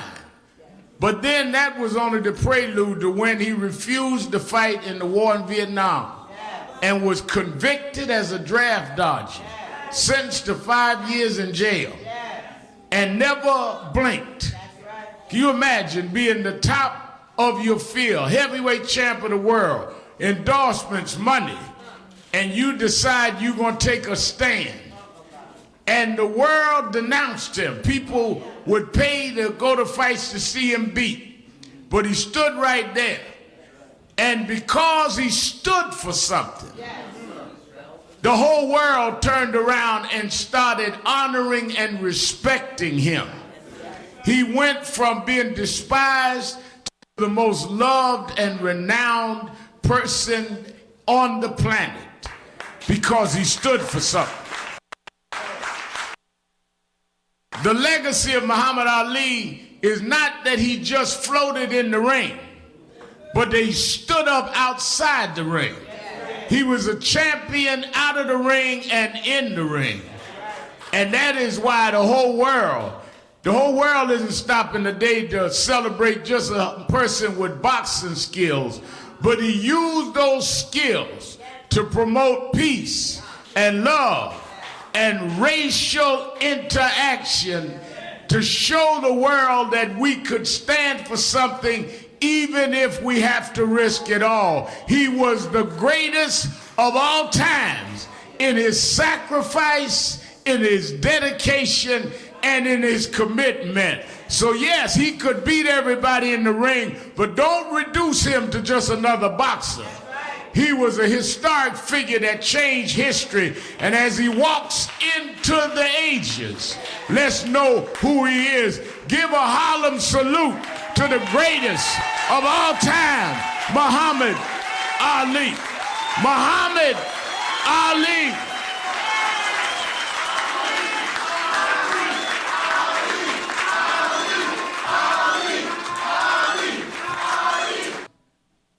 From Staten Island, let us welcome and give love as she has the burden of unbearable grief. One of her 6 babies gone. Give a love to Miss Tisha Richards. And now we'll be looking at video of reaction from Kentucky, people reacting from his hometown. He's probably one of the few people in the world that the good Lord, broke the mold on. Why do you say that? I just think he was just a, a great human being. That's about it. Not much else Enough said. Yeah.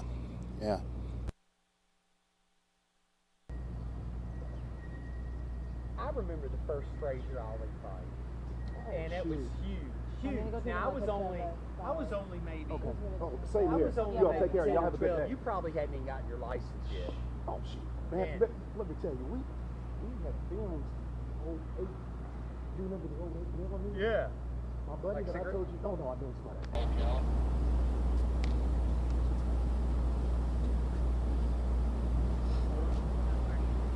Move, Julie.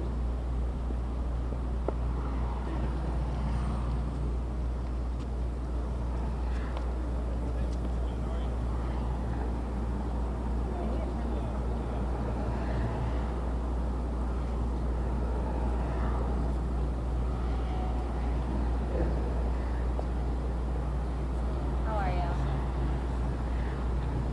Feeling great. Just sad about the champ, passing on, but it meant a lot to me. Grew up watching him box and enjoyed the things he meant to me in life. So. From Louisville? Yes, I'm from Louisville. How does that make this even more impactful? Makes home feel even special, even more special. So it's great. And what made you come out today to give those flowers? I just got off from work and watched the news and heard about it and decided I wanted to pay my respects. So. Sounds like that resident in Louisville very emotional over this. We also have more reaction from fans in Had Louisville. liver cancer when I was 18 years old at St. Joe's Hospital. And Muhammad Ali's mother was in the hospital at the same time. And I was graduating from high school and just was visiting my dad. And Muhammad Ali came out of nowhere in the hallway and touched my head. And came up to me and said, "Everything's going to be okay." And here I am 60 years old today, and remember him giving me that spirit and that faith and that love. And when I found out he passed away today, I remembered him, and I remembered that strength and that touch he gave me at 18 years old. Just graduated from Southern High School, and it sent me on my way to be a great man for JCPS. And I have a painting business, and if it wasn't for Muhammad Ali's spirit and touch, it's always takes somebody to get us going. And my dad passed away, but Muhammad gave me that strength and that spirit to keep on going on. And I'll never forget him. And at every sporting event, when we went to watch the Cardinals, Muhammad Ali always filled the room up with the spirit that Louisville was going to win.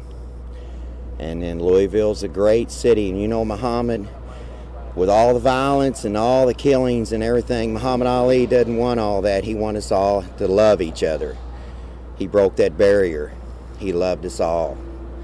And if there's anything that Muhammad Ali would want us to do, he would want us to love each other and to say no, that we can do it, that this lies that we can't do it, we can do it, because I'm just a living example of it. And that's what I wanted to give him today. And you brought flowers. Yes. Thank you so much. Thank you. We appreciate you sharing that story. Thank you, sir. Thank you so much.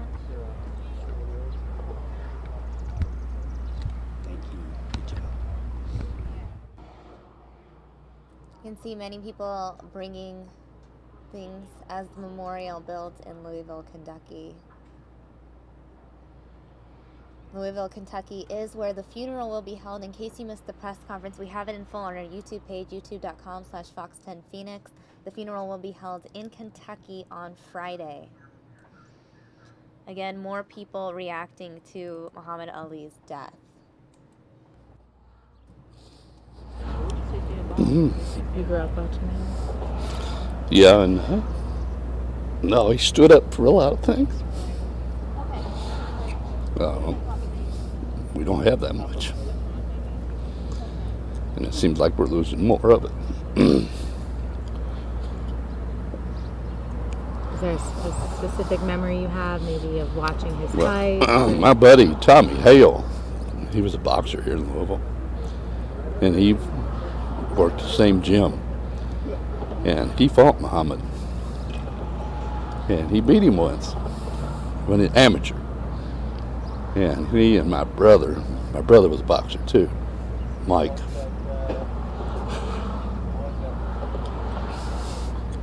so we knew about Columbia Gym, you know.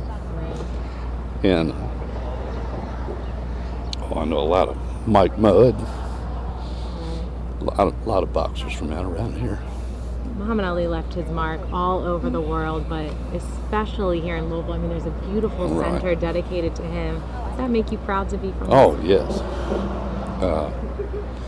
I've been proud of him since 64, you know, 60s, you know. Had a lot of controversy, and I don't think people stood behind him like they should have at first. And just knew the man. Well, thanks for talking with us. All right. We appreciate it. Thank you, sir. Appreciate you. I'm from Louisville. I remember.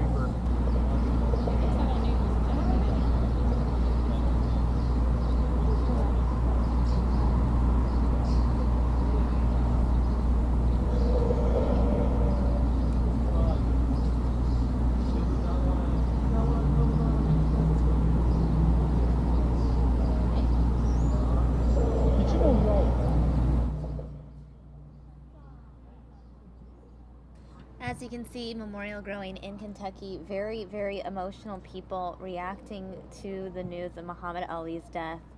Here is more people remembering Muhammad Ali out of Kentucky. Hometown reaction. Because, well, I think Muhammad Ali was a really major figure in my life and the life of people sort of in the 60s generation. Whether you follow boxing or not, he was a media star, and he sort of embodied both that physicality, that tremendous physicality, but also a real kindness, a real depth of passion for the underdog and for the oppressed that I think spoke for a lot of people at the time. Well, of course, this building is a tremendous monument to Muhammad Ali, and I think his impact is embodied here. I walked past the mural over there with the butterfly at the top, and of course this lovely thing with the flowers sort of captures him. But also, I like to think he is a Midwestern guy. People don't normally think about that, but he was. He was, of course, born and raised here and lived a good portion of his life in Indiana. So, we sort of have claim to, he is a local hero in a way.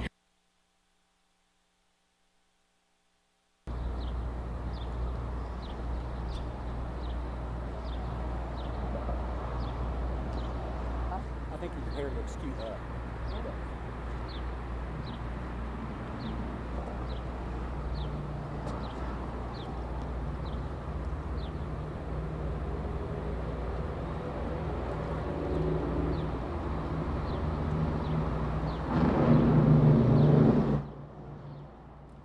Again, people in Kentucky, people all over the world absolutely shocked. Here are more people reacting out of Kentucky.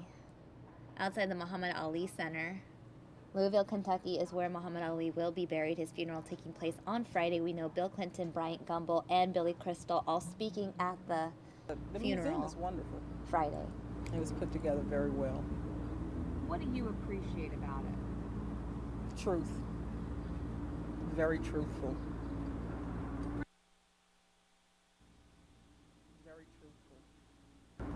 For someone that lived through segregation and everything else and grown up in Tennessee, how did this museum speak to you? I've walked through it. I was born and raised in Philadelphia, but it's pretty incredible.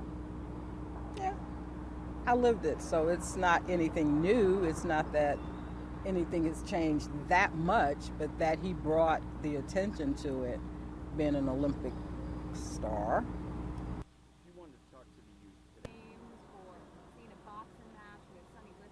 What's your first Muhammad Ali memory? He was in the 1960 Olympics with my uncle. And that's another story for another day. We're concentrating on Ali. But they both won gold. Wilma Rudolph was with him winning gold. And one thing that I know about this, all of these fantastic people and athletes went to Rome and they came back to this country and they were still treated as second-class citizens. And he just said, I'm not taking it anymore.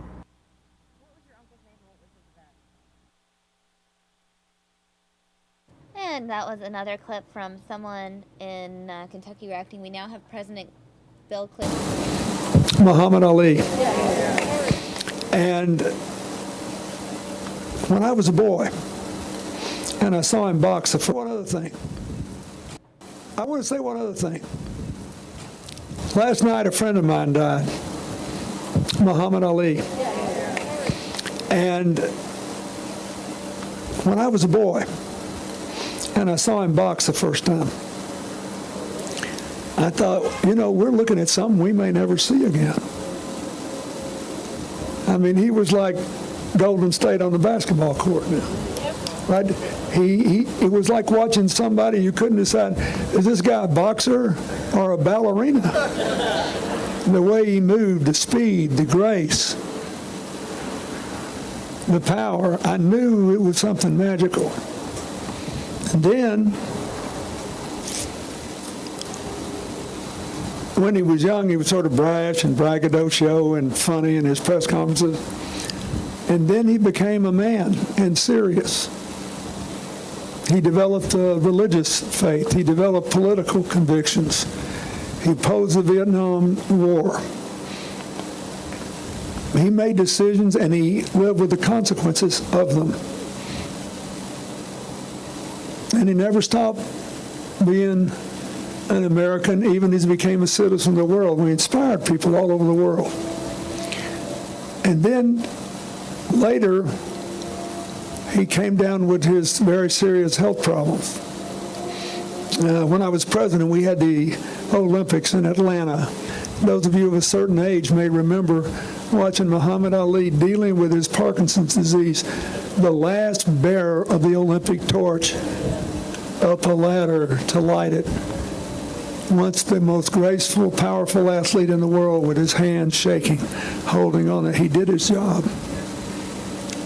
And to the very end, he was actually astonishingly good-humored about the burden of his later years.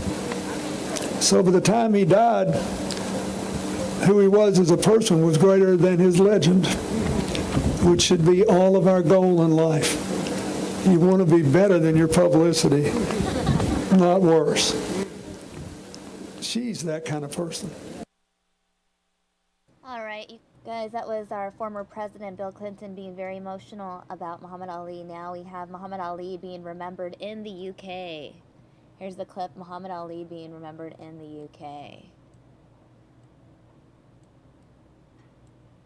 But the thing he remembered about him was he had this extraordinary charisma, this real star quality, which I've never really seen to such a degree in anybody else I ever interviewed. I mean, the thing about Ali you must consider about him is that he transformed boxing. He made people who didn't like boxing go to his events. He made women start enjoying it for the first time. Thought it was wonderful. And he made a powerful impact on the sport. And lots of people who he fought might not have liked him very much, but I'll tell you what, they liked the bums he put on seats, that's for sure, because he transformed the kind of money that came into the game and was available to pugilists who fought him. He was a remarkable man. And you always thought when you're talking to him that he was doing you a favour in a sense, because you were sitting there with this vast audience of people who tune in. I mean, he put 2 million onto my show every time he appeared. So you sit there feeling, you know, that this was remarkable in the sense that he was somebody who was not like any other you'd ever met, and that certainly was the case with me. It was painful, actually. He shuffled into the studio, didn't come in like a dancer like he could do. He had slowed it down physically and mentally. His eyes were not as dancing and light as they used to be. His neck had sort of thickened, and it was a kind of autumnal feel to him in a sense. I can only describe it that way. There was something more mellow about him, something more reflective, something more philosophical in a sense. And we talked about the possibility of boxers being damaged, mentally damaged by the fight. And of course he defended himself. Boxers always do. I mean, I looked at him at the end of that interview and our talk, and I thought, I ain't going to see you again. And so it proved to be. That was 1980, and I didn't see him again because shortly after that he retired from boxing, and that was the end of it. But those years I did see him are unforgettable. And of all the people that I've interviewed, he was the most extraordinary and unique personality. You felt like, in a sense, you're interviewing a Martian or something from outer space. He wasn't like anybody else. The same rules of conversation did not apply to him. And when he took off and went on one of his flights to fancy, he just adjusted his seatbelt and sat there and enjoyed it. A truly inspirational and extraordinary human being. And I was just lucky to have been around when he was around. All right, guys, now video of Jimmy Walker reacting. That we lost a friend, not just Nancy and I and everybody associated with Celebrity Fight Night, but the world. But the world gained something. I think they gained an example of a man with compassion and love. And hopefully we live in such a troubled world that they can reflect on Muhammad, who was a man of peace, which he reflected during the war. He didn't want to kill anybody. He took time away from the height of his career when he was earning the most money because he had a belief. He had a concern and a compassion. And so the fact is his legacy is filled with a lot of peace and a lot of love and caring for one another. And I often thought, with all the troubles we have, certainly around the world and Middle East, if he was a healthy Muhammad Ali, I think he'd be in the front line and he'd make a difference. But I just hope with his passing that people will reflect on all his many great, great qualities, because just for the record, there'll never be another Muhammad Ali. They don't make him like him anymore. Trash talk is concerned, these NBA players, football, nobody could trash talk like Muhammad, but he was part actor. But I think deep down inside, and I don't think it was that deep, but there was such a warmth and a softness to Muhammad. But in the ring, to be a four-time world champ, he was tough. Oh yeah, absolutely.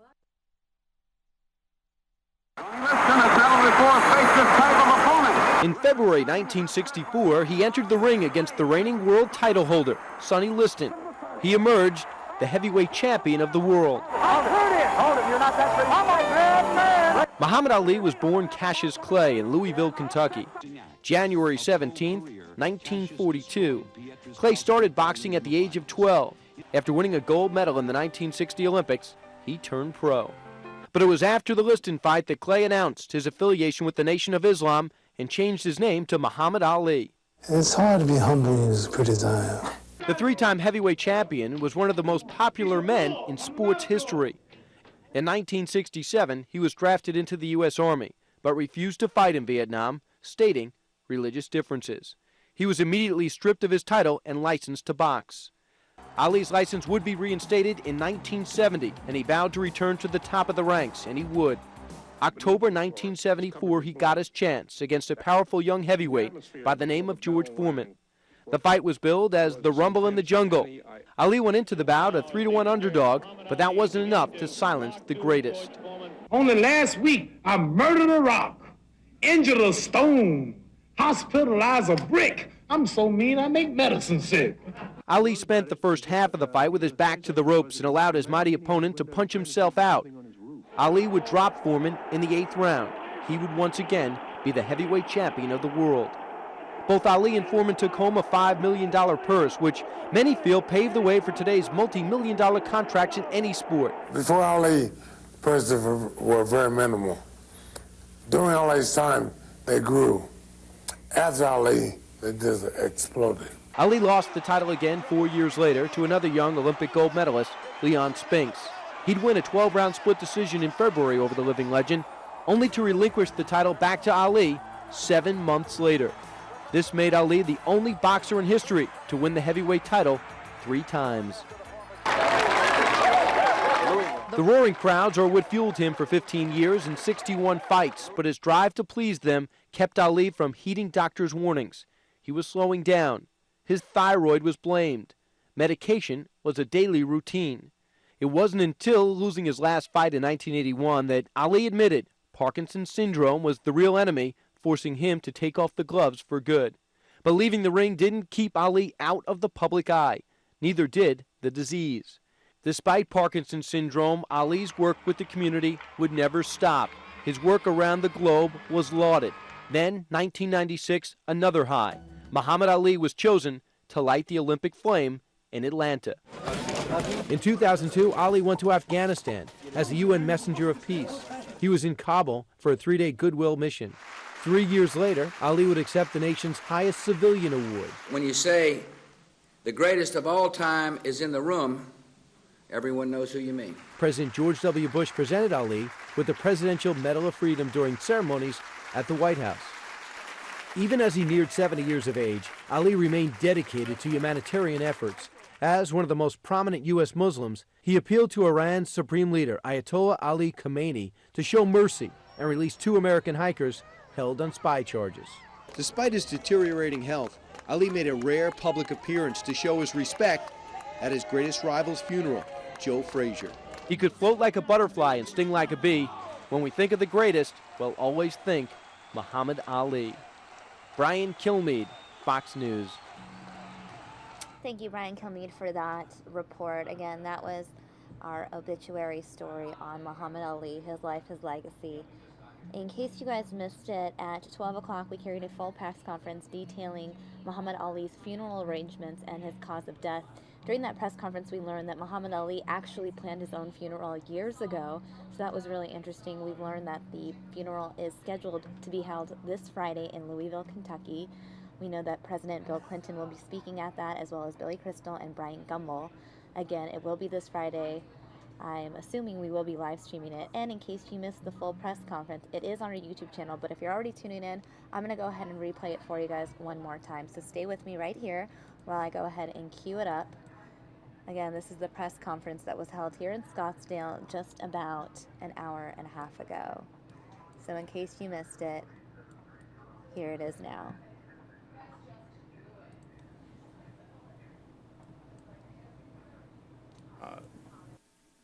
Muhammad Ali was truly the people's champion, and the celebration will reflect his devotion to people of all races, religions, and backgrounds. Muhammad's extraordinary boxing career only encompassed half of his life. The other half was committed to sharing a message of peace and inclusion with the world. Following his wishes, his funeral will reflect those principles and be a celebration open to everyone. Lonnie and the entire Ali family invite everyone to join them for the celebration in Muhammad's hometown of Louisville, Kentucky.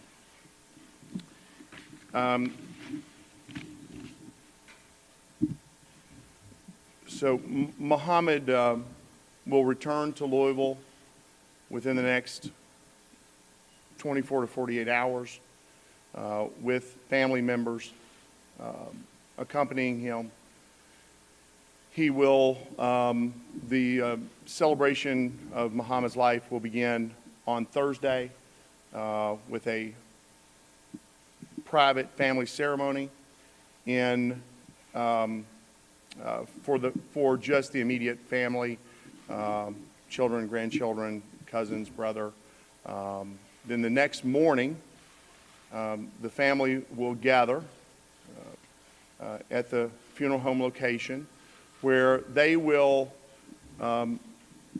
be joined by the Imam Zaid, who is presiding over the funeral arrangements for prayers. And at that point, a rather large funeral procession will take Muhammad through the streets of Louisville to allow anyone that's there from the world to say goodbye, celebrate the life with him. He will pass by landmarks of the Muhammad Ali Center, where that's named after him, that he led and follows his principles. He will then travel down the street named after him, Muhammad Ali Boulevard, through his old neighborhood, and then come back up Broadway in Louisville, where many iconic photos of him were taken, especially after the 1960 Olympics victory, the parade for Muhammad that occurred, and will end at Cave Hill Cemetery in Louisville, where he will be interned in a private ceremony with family only. At 2 p.m., the memorial service will begin at the Yum Center in Louisville. It will be an interfaith service directed by the Imam Zaid. It will include clerics from multiple religions, including former Senator Orrin Hatch, who will represent the Mormon faith. We haven't confirmed all eulogists at this time, but eulogies will be led by President Bill Clinton, Bryant Gumbel, and Billy Crystal. After the memorial service, there will be a private reception at the Muhammad Ali Center for friends and guests. And so that will conclude the service for Mr. Ali. At this time, I'll take any questions that you might have. Yes, sir.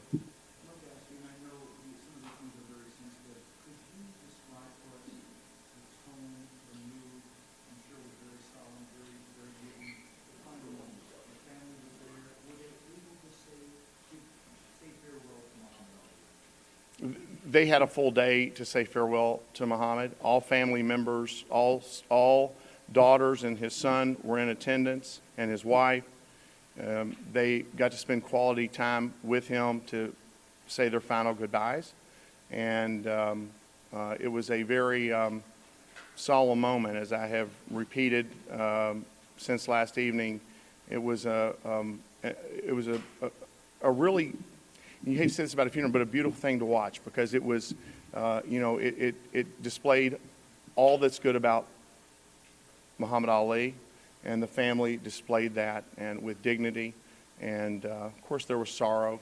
They were, in sadness, but it was done where the champ would have been very proud of his family.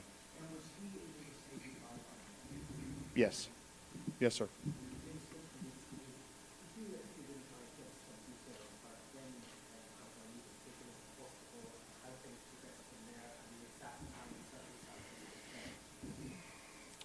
Muhammad became ill Monday and was hospitalized Monday night. I'm losing track of time. Forgive me. Monday night, he was in the hospital, but he was in fair condition. And we expected that to be the case. Muhammad has battled back many times, and we expected it to happen this time. The family was called when things became more serious. We still had a lot of hope that it was going to turn around. I arrived in Phoenix a couple of days ago, and then shortly after I arrived, it became clear in discussions with Lonnie Ali and with his doctors that his condition wasn't going to improve. And so, they were able to bring all family members in the last 24 hours when we knew that things weren't going to improve. They were given time to say goodbye. Muhammad, his official time of death was 9:10 p.m. Mountain Standard Time. His official cause of death was septic shock due to unspecified natural causes. They're having it's very rough at this point for the family. All family members are having a tough time.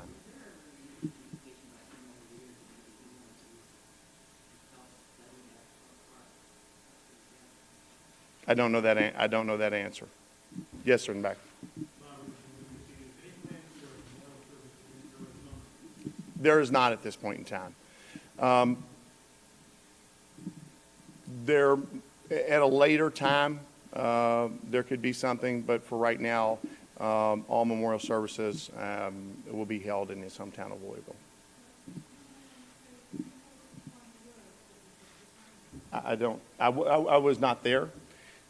His final moment, his actually final hours were spent with just immediate family.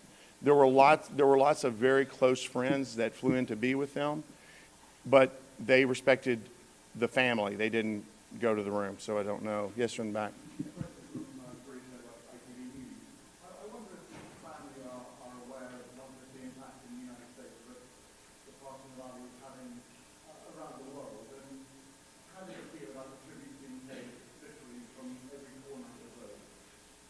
They do, and they're very appreciative of all the outpouring around the world. And that's why I think it was important to them to have a celebration and a memorial service that was open to everyone from all walks of life. You know, they're heartfelt. They certainly believe that Muhammad was a citizen of the world, and he truly was. And they know that the world grieves with them, and they've received, as you can imagine, tens of thousands of well wishes and support.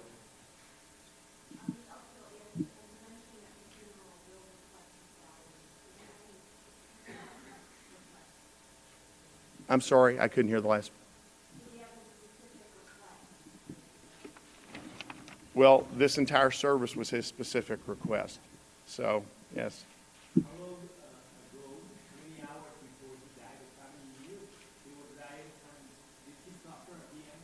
He did not suffer.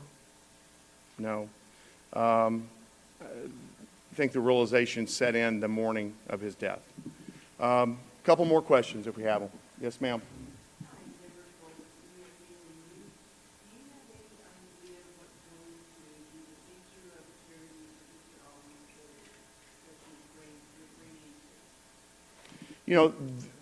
Obviously, the Ali family will continue to support those.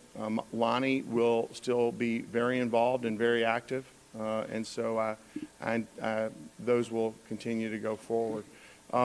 What they have asked, and that brings up a good point, is that in lieu of flowers and cards, that donations be sent through the Muhammad Ali Center in Louisville, Kentucky. Two more questions if you got them. Anybody?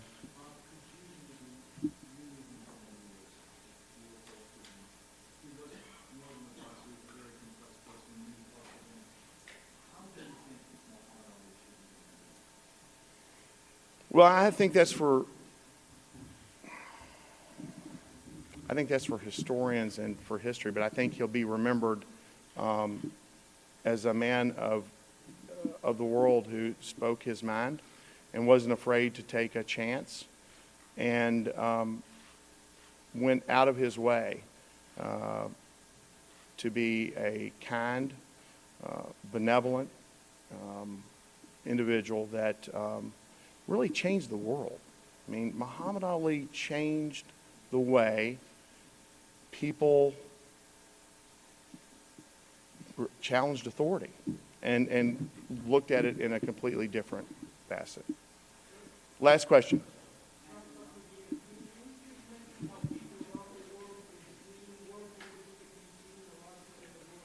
Yes, and thank you. And so through the Muhammad Ali Center website, MuhammadAliCenter.org, and it's in the release, I believe, that you got, that you received, but through MuhammadAliCenter.org, the actual service will be streamed throughout the world and translated as well.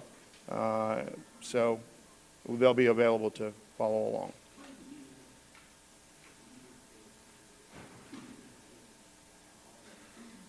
Well, it's going to be in the Muslim tradition. Obviously, that's why the Imam is leading it. But Muhammad truly loved all people. I mean, he wanted, this whole service, the service, the funeral plans were done years ago by Mr. Ali, who discussed them personally. Okay, thank you very much. There will be further updates in Louisville tomorrow night. Thank you.